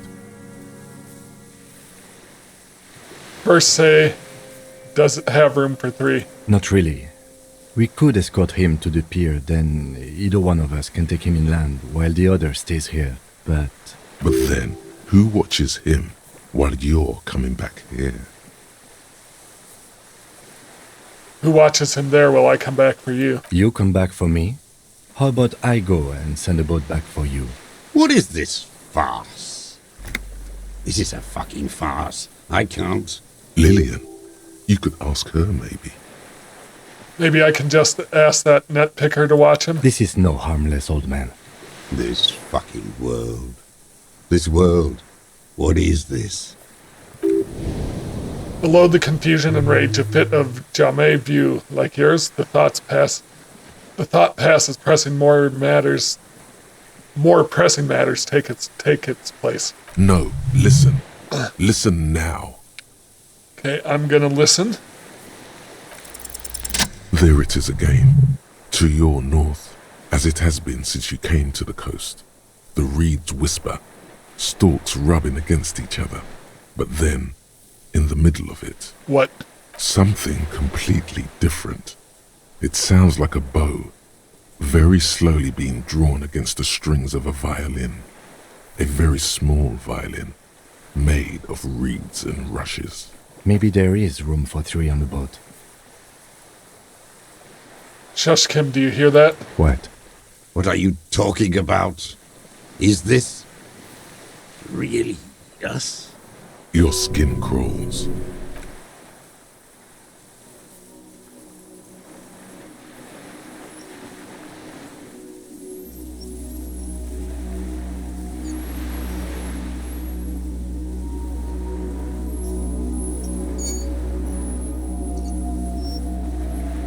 It's the cryptid.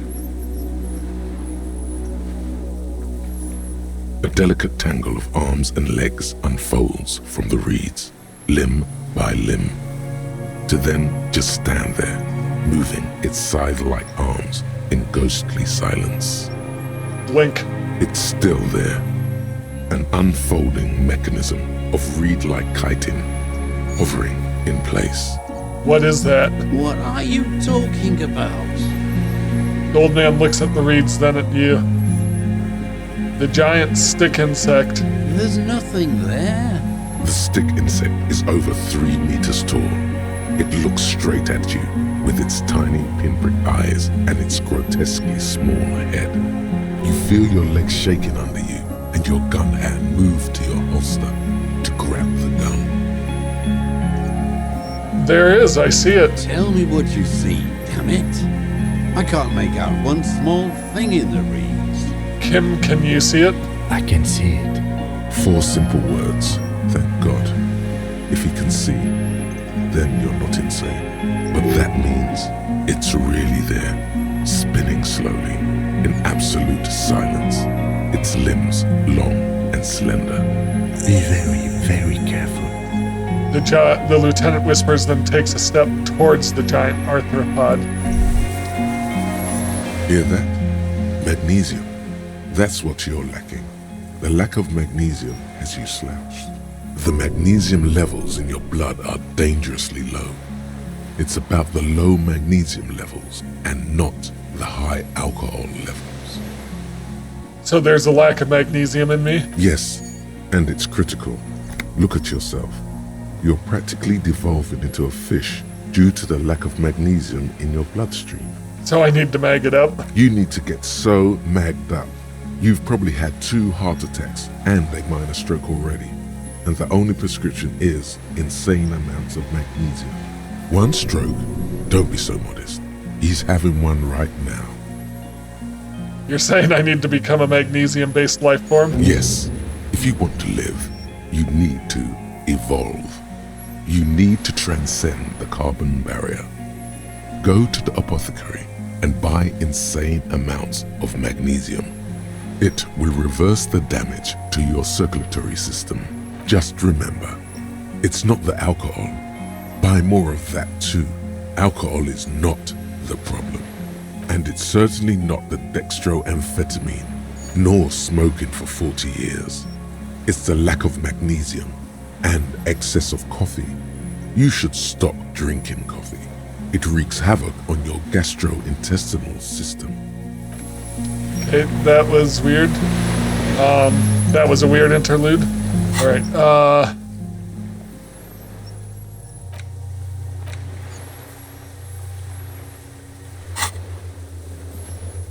get up on stage. Alright. Got the try-on. Okay. The creature stands on long stilt-like legs, antennae hanging from its head like a woman's hair, white and curled at the tips. It is no more than 5 steps away from you. Reed-like tufts stick out of its joints. As the insect moves its forearms, it produces a faint hiss, like a reel-to-reel machine spinning after the tape breaks. The hiss is different from the strings you heard before. It says something else in a lower pitch. Listen carefully.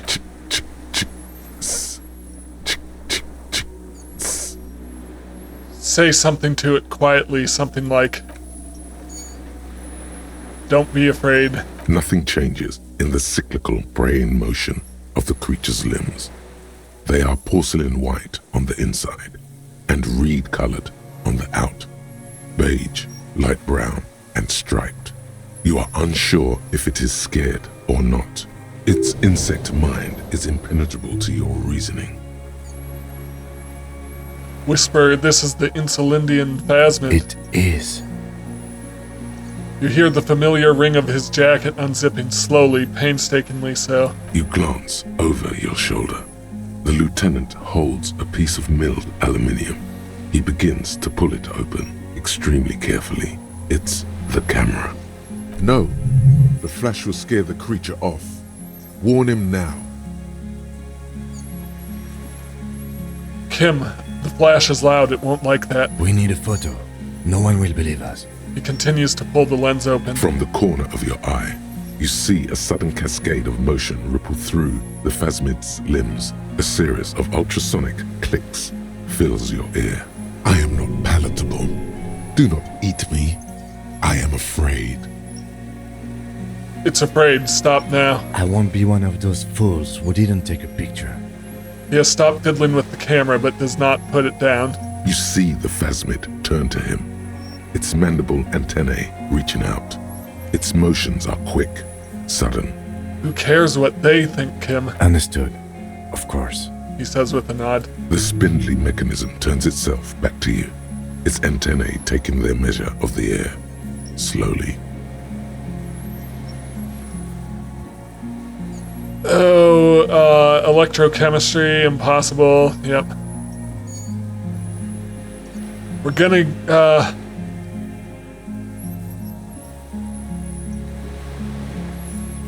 approach carefully.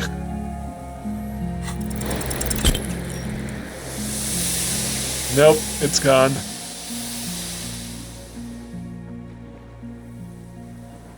You barely get to take one step. The invertebrate reacts with uncanny speed, skating away across the water. It's gone, like a skipping stone, leaving nothing but rings on the sea's calm mirror. It's blending into the tufts of reeds in the distance, moving from islet to islet. Where? Where did it go?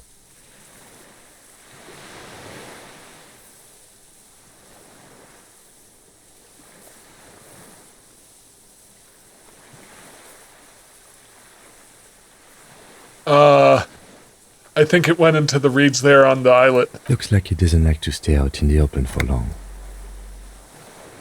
How did it do that glide? It appears the insect can walk on water, like a water strider, you know? It's almost as fast. Uncanny.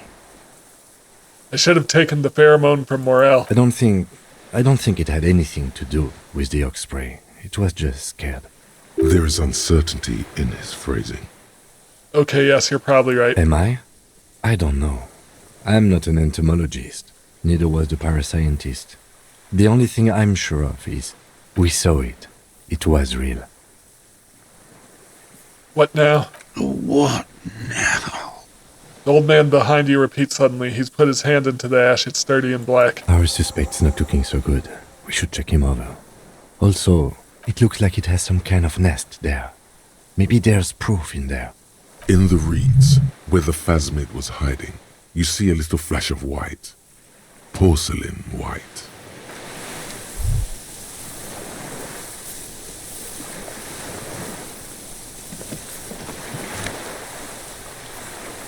The helmet.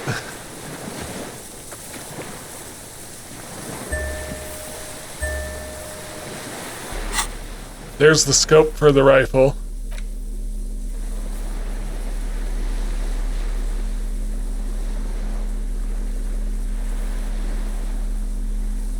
Yep.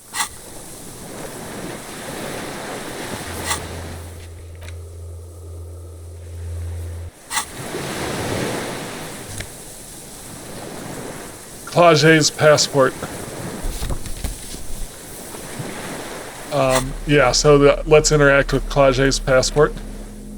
This passport, issued by the Sovereign Republic of Oranje, is issued to a black-haired woman called Katarzyna Alazie. Classia's hidden documents.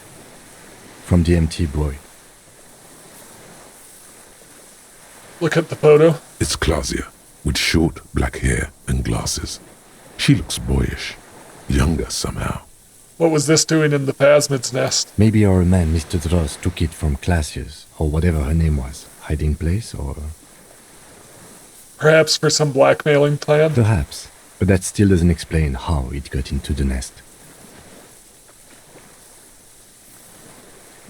I think the phasmid took it. Like a magpie? What a coincidence. Then it would also have collected the other objects, which would be highly unusual. I can see how the helmet could wash up on the island. And the scope. Maybe Mr. Dross lost it. But to seek this out would be very unusual behavior for an arthropod. It says Katarzyna Alazie. She said it would be for Anouk Meyer-Smith. Anouk Meyer-Smith. Katarzyna Alazie was supposed to be her real name, where Klasia comes from. Remember? God damn it.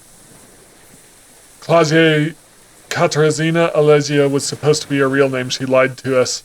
Yes, somehow she managed to lie to us one more time. In a way, she's still lying to us right now. What's her real name then? I don't know, but it's not Katarzyna Alasia or Klasia or Anouk Meyer-Smith. We didn't even scratch the surface with her, detective. Perhaps it's better that we didn't arrest her.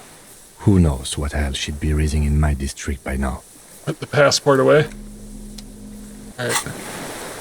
So, I think I'm only missing just the chest piece of the armor. I think I probably missed my chance for that, because I think the assistant to the cryptozoologist had it, and I didn't make the check. What is it? What do you want from me? I can't go. Something is very wrong with him now. Sir, could you not see the phasmid? See. He stares at the reeds and falls silent. Mr. Dross? The man does not respond. He keeps staring, black eyes glazed over and bulging from their sockets. His gap-toothed mouth shaking, like an addict of some terrible substance. Snap your fingers under his nose. A light shiver passes him, followed by nothing. His hands are trembling, and he breathes slowly. He's going into some kind of psychomotor immobility. The good news is, this solves our transportation problem, doesn't it, Mr. Dross? The trembling mouth appears to sigh. Between this and the broken tire he's used for a boat, I think it's safe to leave him here, while we go and get help. It will need to be medical first, I'm afraid.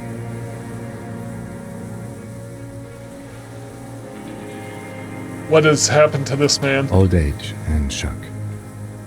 Old age and shock, yes. The appearance of the phasmid in conjunction with the stress of the arrest. He spent his entire life here. For him to leave would be... We found some things in the phasmid's nest, Mr. He Dross. stares into the reeds. Your words don't stir anything in him. Perhaps you should. Show him the ceramic helmet. Nothing. Just dull staring. Not even rage left, wherever he is. The last embers have gone out. The war is over. If Kuno kicked it into the sea, as he said he did, the ebb would put it back here. This makes sense. Mr. Dross could have picked it up. Or the phasmid even. If it did, this is incredible. Show him the Orange's passport. No reaction. His breathing is slow, and he appears very old all of a sudden. Around 80. This is an old man, at last. No longer a tin soldier, but the broken down remains of a man. Did you take this passport and other papers from the boy on the coast? The spirit. He hears us. The spirit? No reply. He's gone again. Try something else? We got Show- him back for a moment. Show him the detached scope. I lost. You lost it, Mr. Dross. He turns his eyes to the reeds again, as he's done so many times. Beige and white stripes. He lost the scope. Then it somehow made its way over there. With the help of a magpie phasmid? Your lieutenant observed the lens sparkle in your hand. This sight is a T9, Mr. Dross. Was it attached to the rifle when you made the shot? Silence. Not even a sigh.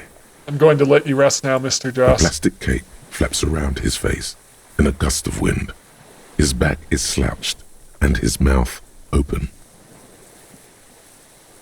The blacks of his eyes are receding. His pupils are returning to normal. The strength has all gone out of him. Just frail old bones in a sack of tracksuit trousers and a windbreaker. Hang tight. We should think about getting back to the mainland. To get help. He'll be safe here. If we don't take too long. The return. Use the boat to return to the mainland. Alright.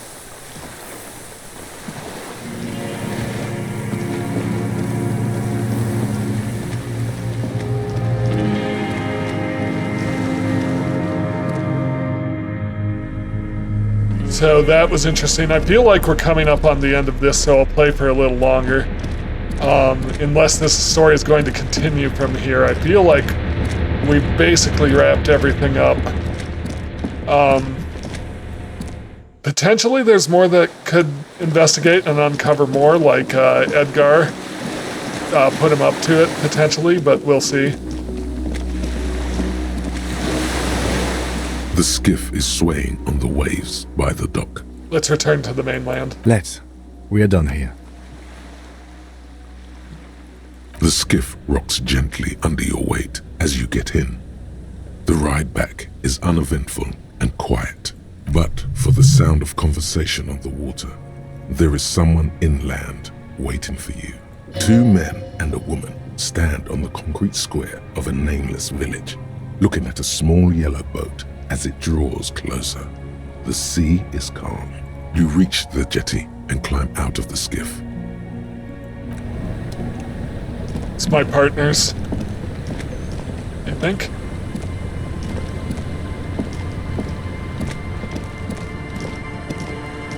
Where are they? I don't know what the tide brought him. says the man without sunglasses. Suddenly his expression changes and he tilts his head. Harry, you're bleeding all over the place. You're half dead. Whatever this is, it is completely unimportant compared to what you've just seen. This is the man with sunglasses from the Whirling in Rags. But where are his sunglasses? No one else seems bothered by the bleeding. Bothered by it? Harry, you look like you need a fucking organ transplant. Oh, fuck it. Let's not get into that. Wait, you're the man with sunglasses. That's right. And you're bleeding. Who are you people? Hello, I'm Trent Heilerstein. I believe we've met on several occasions. I'm your goddamn partner, Jean Vicomar, and this is your special task force. Or what's left of it. Special Consultant Trent Heilerstam, Battle Officer Judith Minot. Hi. We've come to scrape what's left of you off the pavement. Lieutenant Kim Kisoragi, Prison 57. We've just come from the island, where our investigation led us. The scene is making even him feel as though he has to justify your actions. We might need your help with something later. As if he recalled that he's in fact a decorated police lieutenant and not a naughty boy. But this is clearly a departmental matter, so I'm going to leave you to discuss it among yourselves. Thank you, Lieutenant. It's good to meet you, Lieutenant Kitsuhagi. She says warmly, flashing the lieutenant the tiniest of smiles. Letting the lieutenant know he shouldn't feel embarrassed over the shitstorm that's about to befall you. What's this about? Ari, we want to help you. Trent, I believe this is where you come in? I don't quite know what I'm doing here. I was asked to participate as an expert. I think I need to manage your expectations a little. I'm at best an enthusiast in cognitive science. My background is in something else entirely. I engage in neurology on a merely theoretical level. In fact, I should probably get going. No, Trent, it's too late. You're part of this shit now. What have you got to say for yourself, shit kid? What does he have to say for himself? He left you to catch the bullets. Shit kid. What an interesting moniker.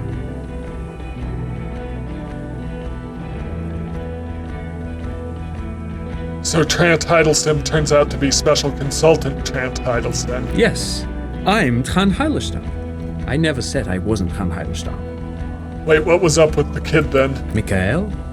Mikhail is my son. Oh yeah? What's up with all the interesting history spying on me? No, I was just interested in the Feld building and the Martinez beachhead. And Mikhail wanted to see Martinez. It was a coincidence. So what are you special consulting here? What indeed? I was asked to share my take on some of the more obscure theories developed in Königstein in the 30s, like partial psychotraumatic amnesia, group personality theory. He's here to see if you're insane. He is smart. Let's move on. You mentioned a task force? Yeah, Major Crimes Unit, under Lieutenant Dubois and Vicomar. Ring any bells? Refresh my memory, who else is in this? Refresh your memory? It's a goddamn Major Crimes Unit. There's you, me, Jude, Trent fucking Heidelstein, and Guillaume Baby. I'm technically just a civilian advisor. Oh, fuck you. You're part of this shit show. Yeah, first, who's Guillaume Baby? Oh, that's an interesting story, actually. Guillaume Baby is a police reporter who joined our team.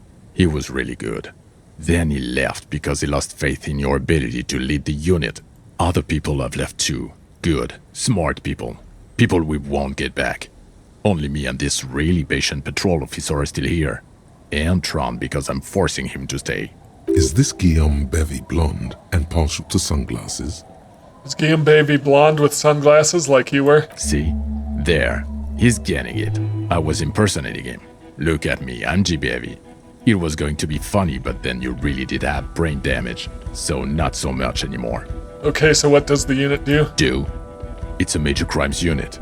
We clear the desk of cases so Precinct 41 doesn't look like the worst station in town. We are shit tier now, Harry. Because of you.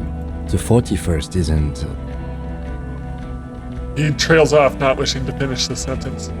Where have you been all this time? There was a mercenary tribunal. God damn it, Harry.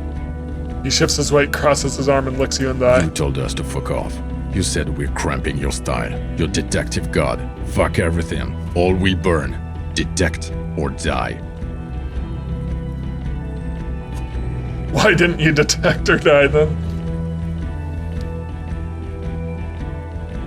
Wait, so you let me face a squad of trained killers alone just to teach me a lesson? It wasn't like that. Fuck you, Harry. We didn't know there was gonna be a tribunal, did we? I said all those things. I'm not like that anymore. Yes. You're sorry. You're the sorriest cop who ever lived. Nothing has changed, Harry. I've heard this repentant shit 1,000,000 times over.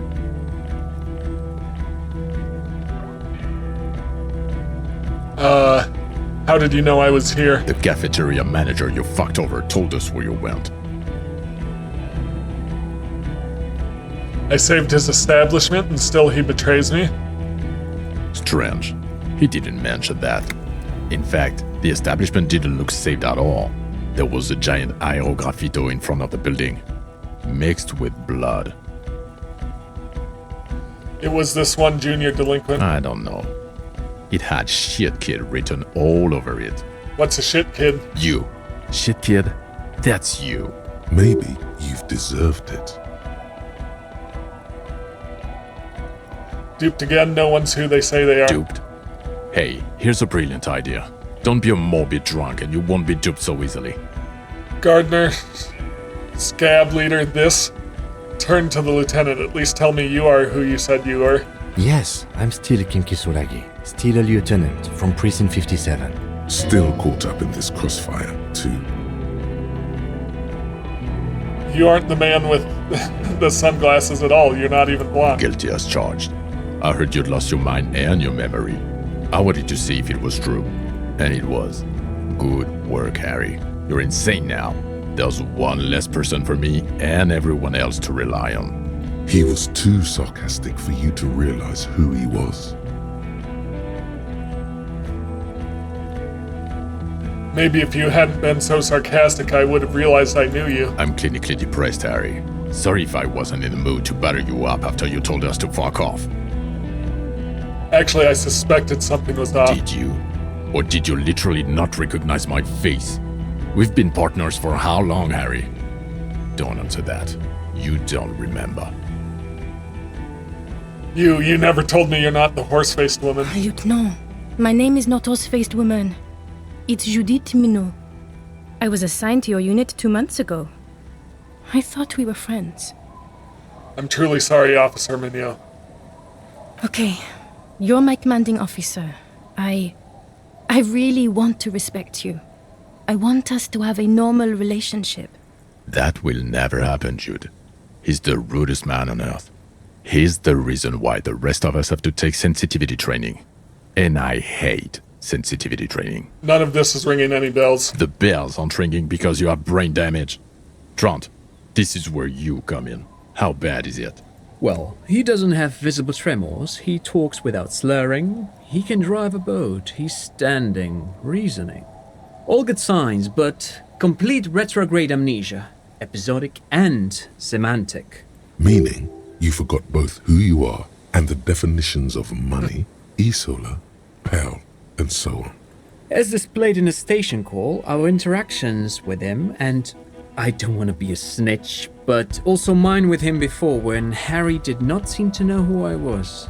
It's all very interesting. Interesting? Yes, interesting. I have my theories, but I would like to hear Harry's thoughts first. Harry, What do you think happened to you? Neurologically, psychologically, and why not socioeconomically? Wait, socioeconomically, you think I was so poor I lost my memory? Not when you phrase it like that. But I don't think critical theory. I know everyone thinks this is far-fetched pink academia, but still, I don't think it should be off the table here. What? He lost his memory because of capitalism? No, not like that. I'm not talking Verrede for school here. But Harry, I asked you, what do you think happened? Something so sad happened to me that I couldn't be me anymore. It was a defense mechanism. Psychotraumatic amnesia? Trant? I can go for that. Shit kid is a broken man. Always has been. Who isn't?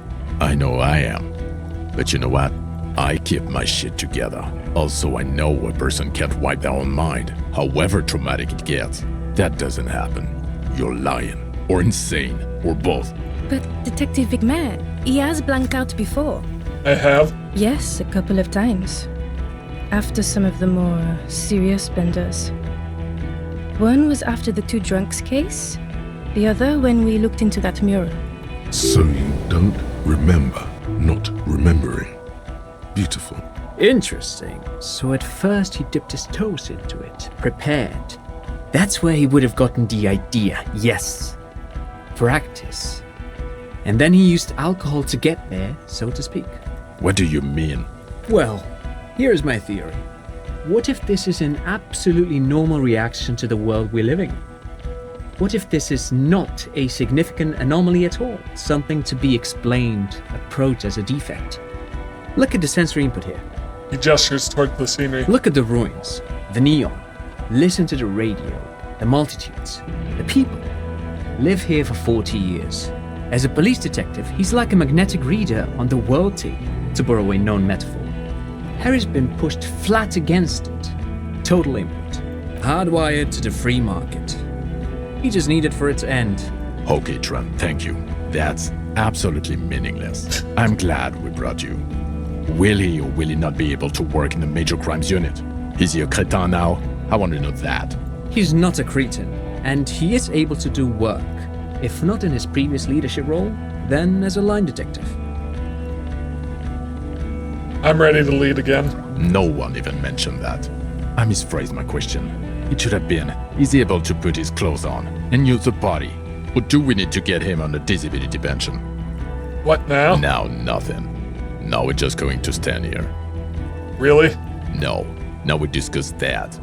What the fuck did you do to a motor carriage? Why is it there, Harry? Lie. Just bide your time.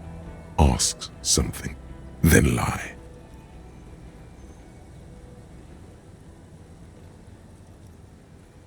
Hold on, in the ocean? Yes, in the ocean, under the sea. Our work vehicle, with fish and clams and other sea shit.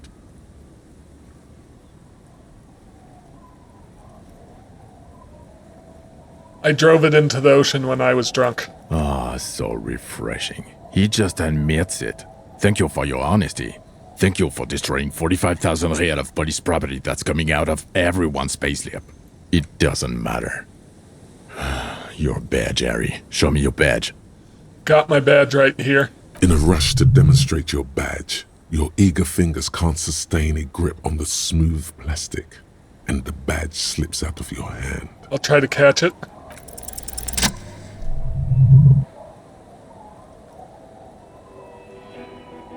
Not today, badge.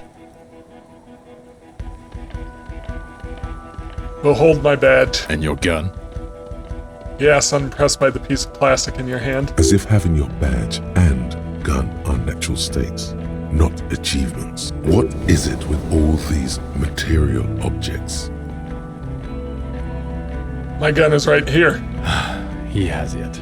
And he didn't drop it. You're drunk like a bum, Harry. Put that thing away before you kill someone. I'm not drunk. I haven't started drinking again. So you forgot to drink? I don't buy it. Why do you smell like a corpse then? He's wounded. It's been a long week, and he's handled an actual corpse.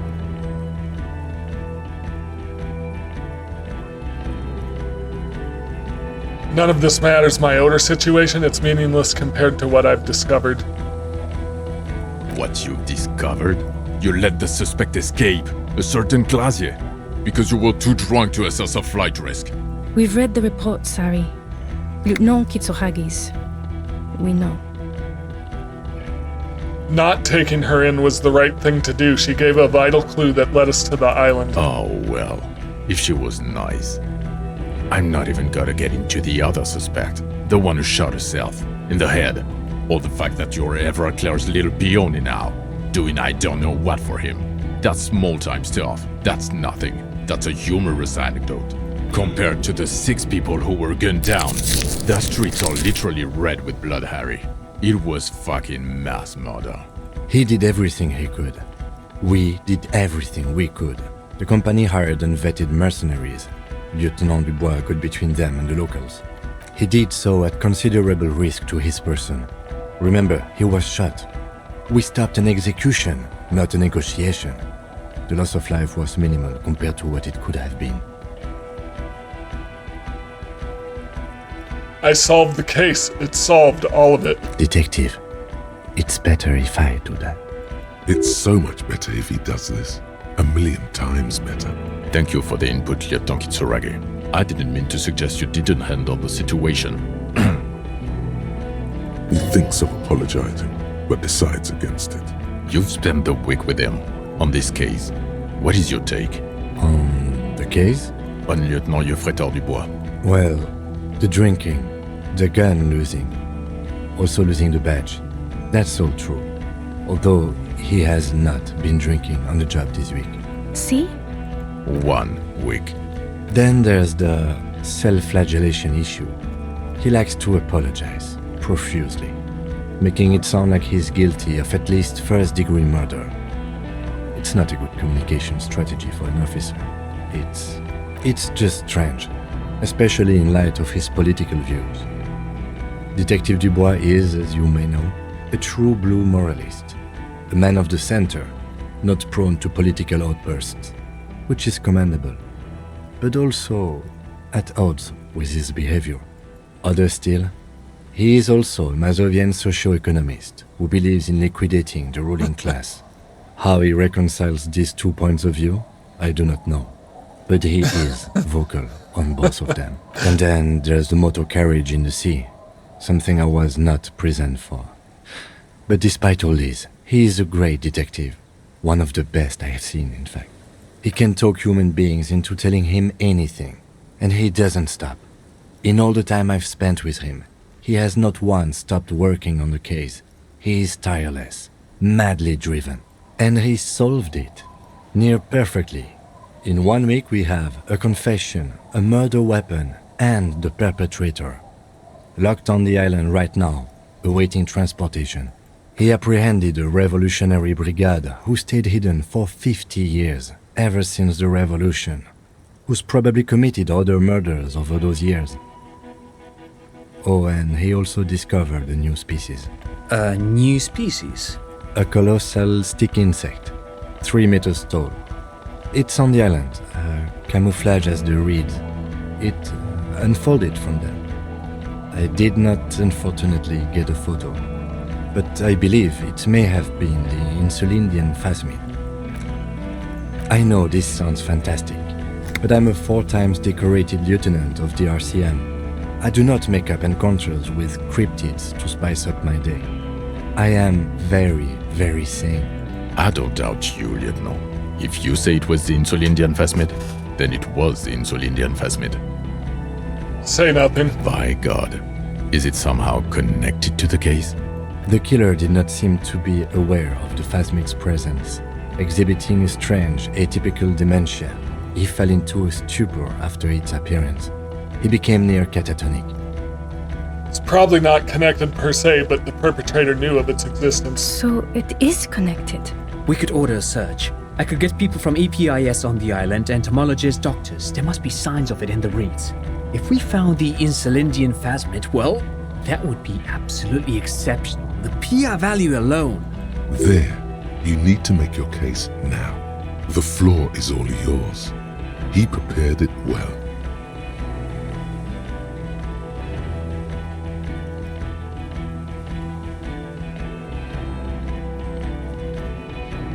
The killer, Lilianovich Drost, we have a strong motive for him. Lilianovich. A revolutionary matronym. A revolutionary matronym? The custom started in Grad, where they have patronyms. Krasovich, Lasovich, etc. The revolutionaries saw this as a chauvinist atavism, so they used matronyms, derived from the mother's name instead. This man's mother was Lilian. His Lilian's son, Lilianovich. The custom was overturned after the revolution failed, but not before it made it to Revachol. So, it is what a soldier of the ICM would be called. Thank you, Trant. Thank you for that piece of cultural theory. You said you have a motive? Of course, excuse me, I just thought it was noteworthy. He wasn't quite sure about the straggler before he heard this detail. It must have convinced him.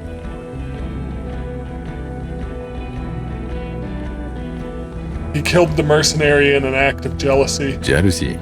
I thought this Lilianovich was an old man. To have been hiding for 50 years. Like 70-something. A strange psychosexual fascination. The result of spending all this time in solitude on the islands of this bay. And trauma too. He himself gave a political reason.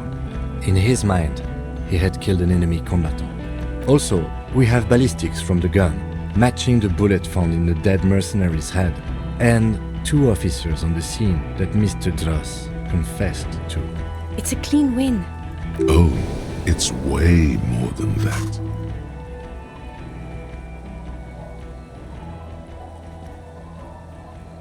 I did all I could. Every second was struggle. I've never doubted you can pull yourself together and work. In bouts. Bouts don't last. I can still smell the booze on the wind. God damn it. Doesn't it ever leave? It is there. Like in your bones or something. It will pass. In time. The previous head of the Debarders Union was assassinated by our killer. This is a conversation for when we are no longer out in the open. In Martinez, where Evrard and Edgar Clare have ears everywhere. And eyes, too. Your return from the island must not have gone unnoticed. Understood, of course. But a case against Everard would be big. I would prefer not to partake in anything union-related, for political neutrality. This has to be good stuff for him to backpedal out of it at first mention.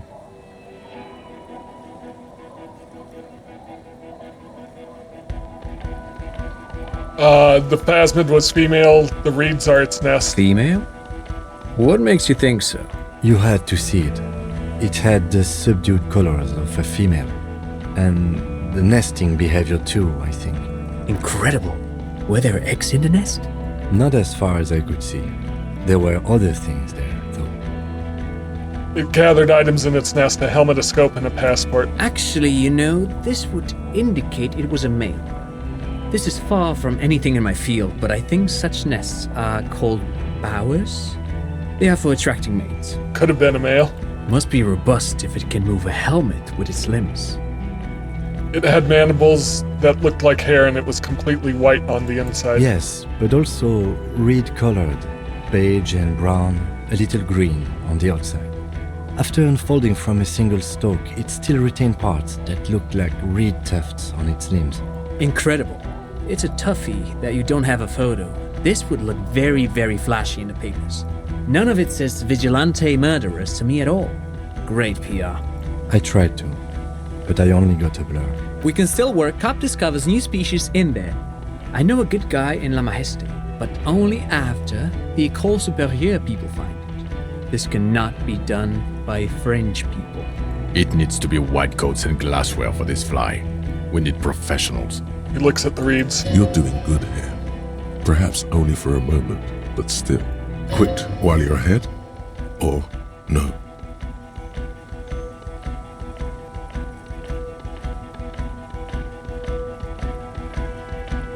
Did I fix the strike situation? No, not really.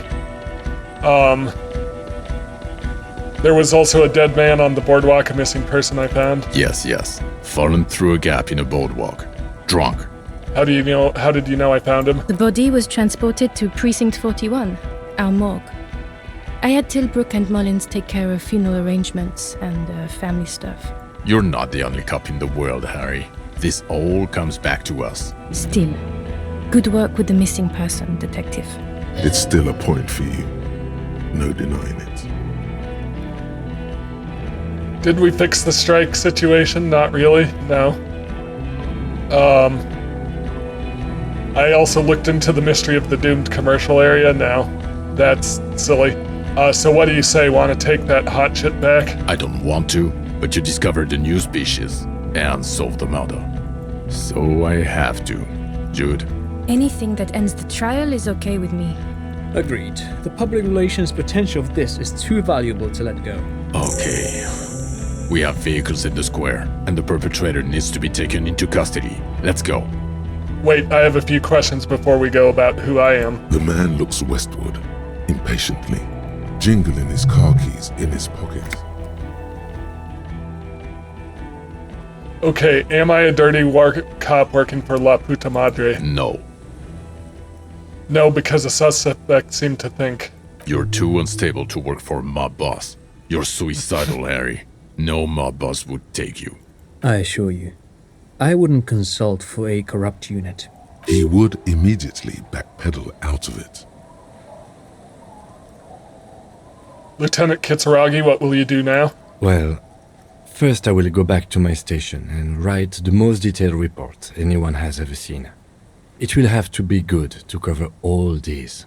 Then I will have a serious talk with my captain. About what? Detective, we just stopped a small-scale war. Something is happening to Revachol. I don't know what yet, but it's going to be a hard spring for the RCM. We need to get ready, infiltrate, investigate. Want to do that at Station 41? Talk to Captain Price? I'd rather not ruffle the feathers of two captains with my doom-mongering. No, I meant to investigate. Come work in Precinct 41. Work with Price? I'm flattered, but I don't know if I... Would fit in. And crazy enough. Can take the stress. He doesn't know how to finish the sentence. This truly came as a surprise to him. Not a bad one, but he's at a loss. Flattered?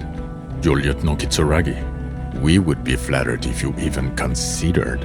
I would have to tie things up in GRIH first. But, I mean, whatever is coming, Jamrock will be more central to it than the harbor. The lieutenant turns very serious all of a sudden. And we also have a huge caseload, Lieutenant. Piles that we need to get back to. Mountains, even. I do like the sound of that.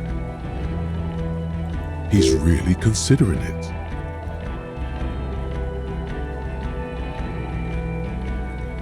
Precinct 41, what kind of station is it? Us? We're the bloody murder station, haven't you heard? We're the bad guys. No one likes us. That's not true. Jamrock is too big for one precinct. You are just understaffed.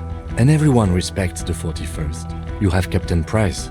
Thank you, Lieutenant. You're being kind. It is an understaffed station and the district is too big, which is why we need to... Get back to it. We left Torsen and McLean to run the Sea Wing. It's not good.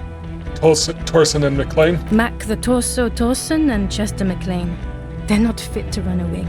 Believe me. Things are shaky as it is. They are damn iconic though, Torsen and McLean. An iconic duo, I take it? Yeah, not like us. Two clinically depressed old men. Where's the contrast here? We are garbage. The Sea Wing is. God. There are 4 wings, Harry. A, B, C, and D.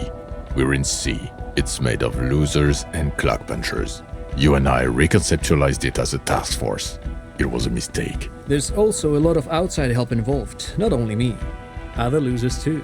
And Price is. Ptolemy Price? He's the son of the old Price, one of the founders of the RCM. He's one of the most highly regarded men in the force. You're lucky. Somewhere under the curved roof of a former silk factory, shaped like a ladybird with 2 chimneys, Police Captain Ptolemy Price sits behind a heavy wooden desk. Resident medic Nix Gottlieb pours him coffee. It's silent in the captain's office. They speak of change, the city, the tension on the streets. They speak of the events of April and the blood on the streets in May. Did we recently shoot up a church by any chance? So he remembers that. Yes, there may have been a raid on some churches. It wasn't good press. Shooting up churches never is. I was out of town, to be clear. What happened? Why did we need to go there? Our enemies were hiding in a church, to the best of our information. That's it. I'm not talking about this anymore. Your security clearance is shit tier right now. You have to wait for it to go up. He means it. The RCM and its enemies will not be discussed on this coast. Your clearance will not go up while you're within earshot of the Union headquarters. So I work in the bloody murder station. Okay, it's not the bloody murder station. It's an old converted silk mill with green desk lamps and a coffee corner. A lot of good people work there, hard, every day. Jamrock is the largest ghetto in River Shoal. Faubourg, technically, but it's divided into 11 districts. Jamrock only has us. The press will blow over. Jamrock is lucky to have you, and it's often considered to be the greatest of the districts. You're lucky to have it. Thank you again, Lieutenant. Why am I like this? It's not a mystery. Some chick fucked you over. Also, you were drunk. You really went with it too. Really maximized the damage. Some chick who? Dora something. Dora Engeland. Yeah, you mentioned her name. Not Dora Dubois. So we weren't even married. No one is married anymore. This is Revachol. When was this? God, I don't know. 6 years ago, she was way before my time. Okay, 6 years is not that much. Yeah, you're not doing too good there. It's an old man thing, I think. 2 old years equals 1 normal year. That and Dora Engelund really tore you a new one. A big one. Who was she? Incredibly bangable. Figures. Extremely fuckable, Harry. Gorgeous. A gorgeous bourgeois woman. Wayfish. Like a Welkin, basically. Snow Welkin. Blonde Welkin. Pain Welkin. I've only seen a picture, but it's obvious you formed a real spiritual connection with how pretty she was. One you never recuperated from. Look, the sun is about to go down. It's time to go. I think she taught in the Académie des Arts, east of the river. Way east. Hard to say which came first, the middle-class chick or the drink. Egg and the chicken kind of thing. My point is, you need to see a psychiatrist about this shit. Not a psychologist. Several degrees harder. Is there something harder than a psychiatrist? A forensic psychiatrist? Go talk to that. In other words, he's heard enough about this. The Phasmid, I need to tell Lena about this ASAP. Who is Lena? She lives at 1113 Tabernacle Road in Jamrock. Remember? A cryptozoologist. She lives in Jamrock on Tabernacle Road. She told me about this Phasmid. Tabernacle? It's on the way over. Near where you live on Perdition. Fine, if we're gonna drop you off anyway. She and her husband were conducting the search for the Phasmid. It's their discovery, in part. They should know as soon as possible, even if we didn't get a photo. Watch out or she'll faint. Who am I? Who are you? You're a gym teacher, Harry. What? Well, obviously you're not a gym teacher anymore, but... But before? Before you were a cop, you were a gym teacher in Coron. It's getting really cold outside. Should we maybe... That doesn't explain a lot. Harry, it explains everything. The running around, the jumping, the bicep girth, your inexplicable facial hair. The collection of fallen sportswear I've amassed. Some of your more old-school wording choices. Your posture, even. The constant stretches. Also, this guy.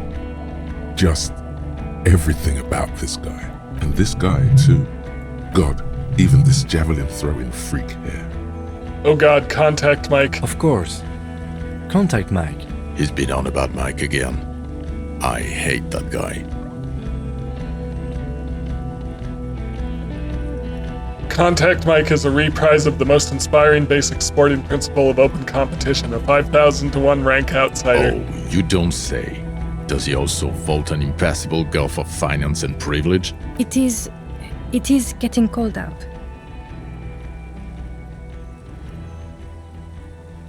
When was this? When was I a gym teacher? In your 20s or late 20s. You've really let yourself go since then. You said in Kuran I was a gym teacher there? Yes, you taught gym in Kuran. I believe that's the term. Taught gym at a high school. You were a high school gym teacher. The smell of sweat and glue, the worn floorboards. Kuran is just east of Jamrock. It was a short walk every morning to the baseball field or the sports building. High school. Harry, your goings-on with Kuno, Andre, Assel, the whole thing on the ice. That's why you are so juvie. Why did I join the RCM then? The regular. You found some chick. She inspired you to fight the big fight. Be more than you are. All that. You, every morning, walking from Voyager Road to teach gym.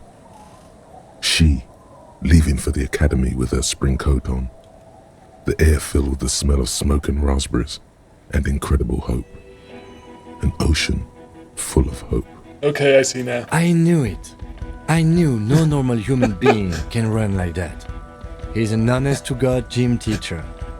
There's all the shame for running around the whole time. I'm ready. Good. She looks at you, then Vic Mare. Fuck it, let's go. Trump brought his motor carriage.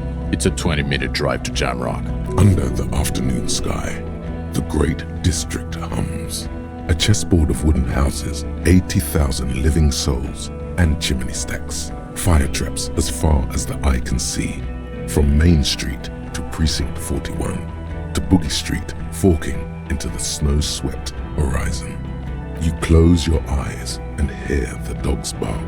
A lone woman sits by a factory window, dreaming of meteorite strikes. On Rue de Saint-Jérôme, a square bullet slides into a square-shaped chamber. In Old South, a man without eyelids smiles. Spring has come. It's time. Dawson? Yes. McLean? Yes. Heidelstein? No. Vicmere? Yes. Dubois? Of course. Really?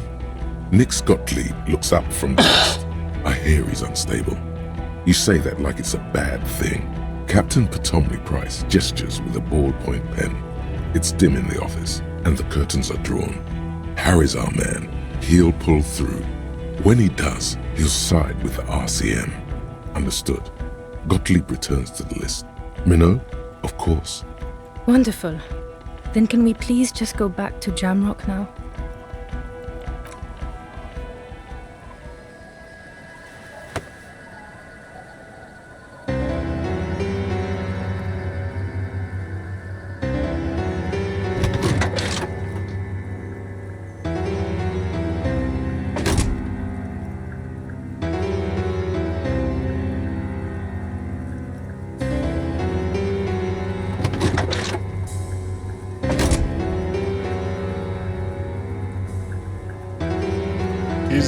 Well, he wasn't limping, he's limping now.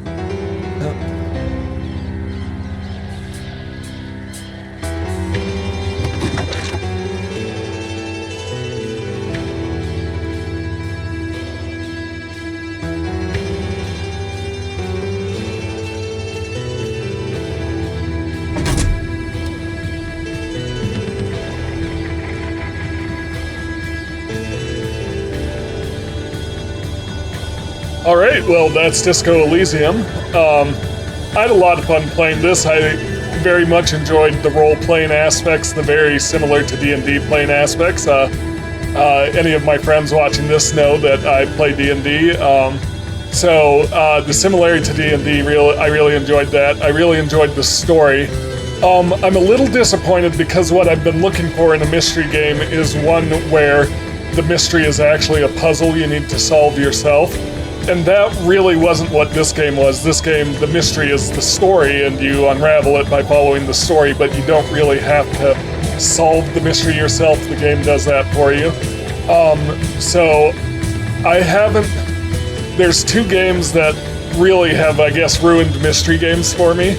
And those two games are Return of the Obra Dinn and Chance of Sonar, because they really make a puzzle out of investigating your environment, investigating the unseen, finding the clues yourself instead of highlighting the clues for you. You have to find the clues yourself and put the pieces together. And there just aren't a lot of games like that. The Root Trees Are Dead, which I did play on the channel, that one is close to Return of the Obra Dinn. It's not quite as good because it's mostly about just typing the right keywords into a search engine. Yeah, so I'm still kind of looking for that game that will scratch that mystery itch. This one was a fun game in the meantime, and it's actually makes me want to go back to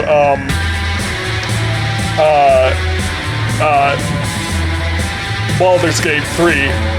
I've played some Baldur's Gate 3. I haven't finished that game. Maybe I should start a new run at that on the channel. Let me know what you think. Yeah, so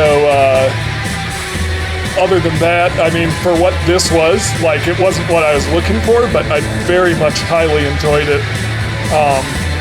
Yeah, I enjoyed the dark humor. I enjoyed the fourth wall breaking. They weren't really jokes so much, but just using the fourth wall to help with the story, to help explain the character of Harry Dubois.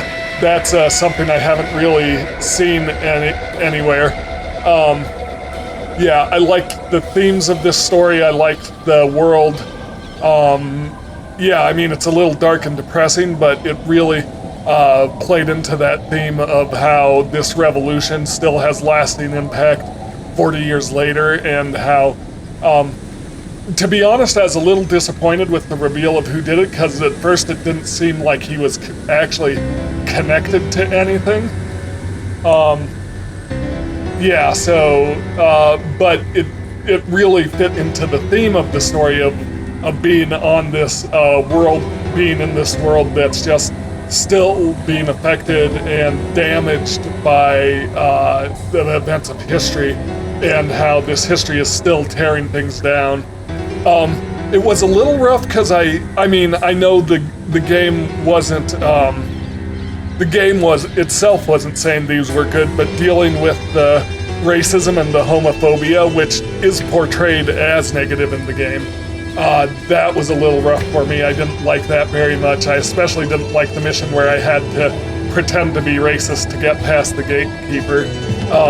I really didn't like talking to those characters. Yeah, it was rough, but that's part of what they were going for here, was making this rough world. So yeah, I don't know, that's my thoughts. I don't know if I have anything else to say on this game. I don't know if there's anything after the credits here, but it was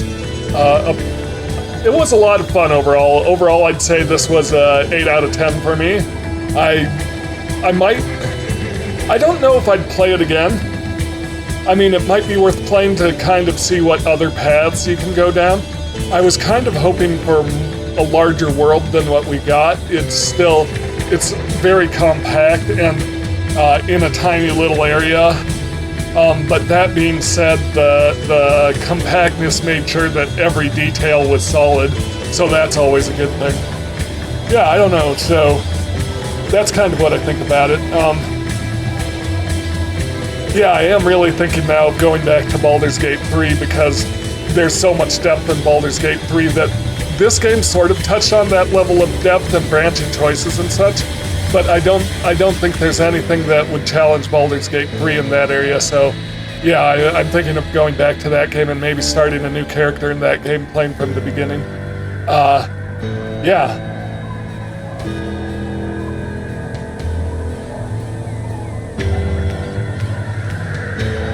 Just looking at these.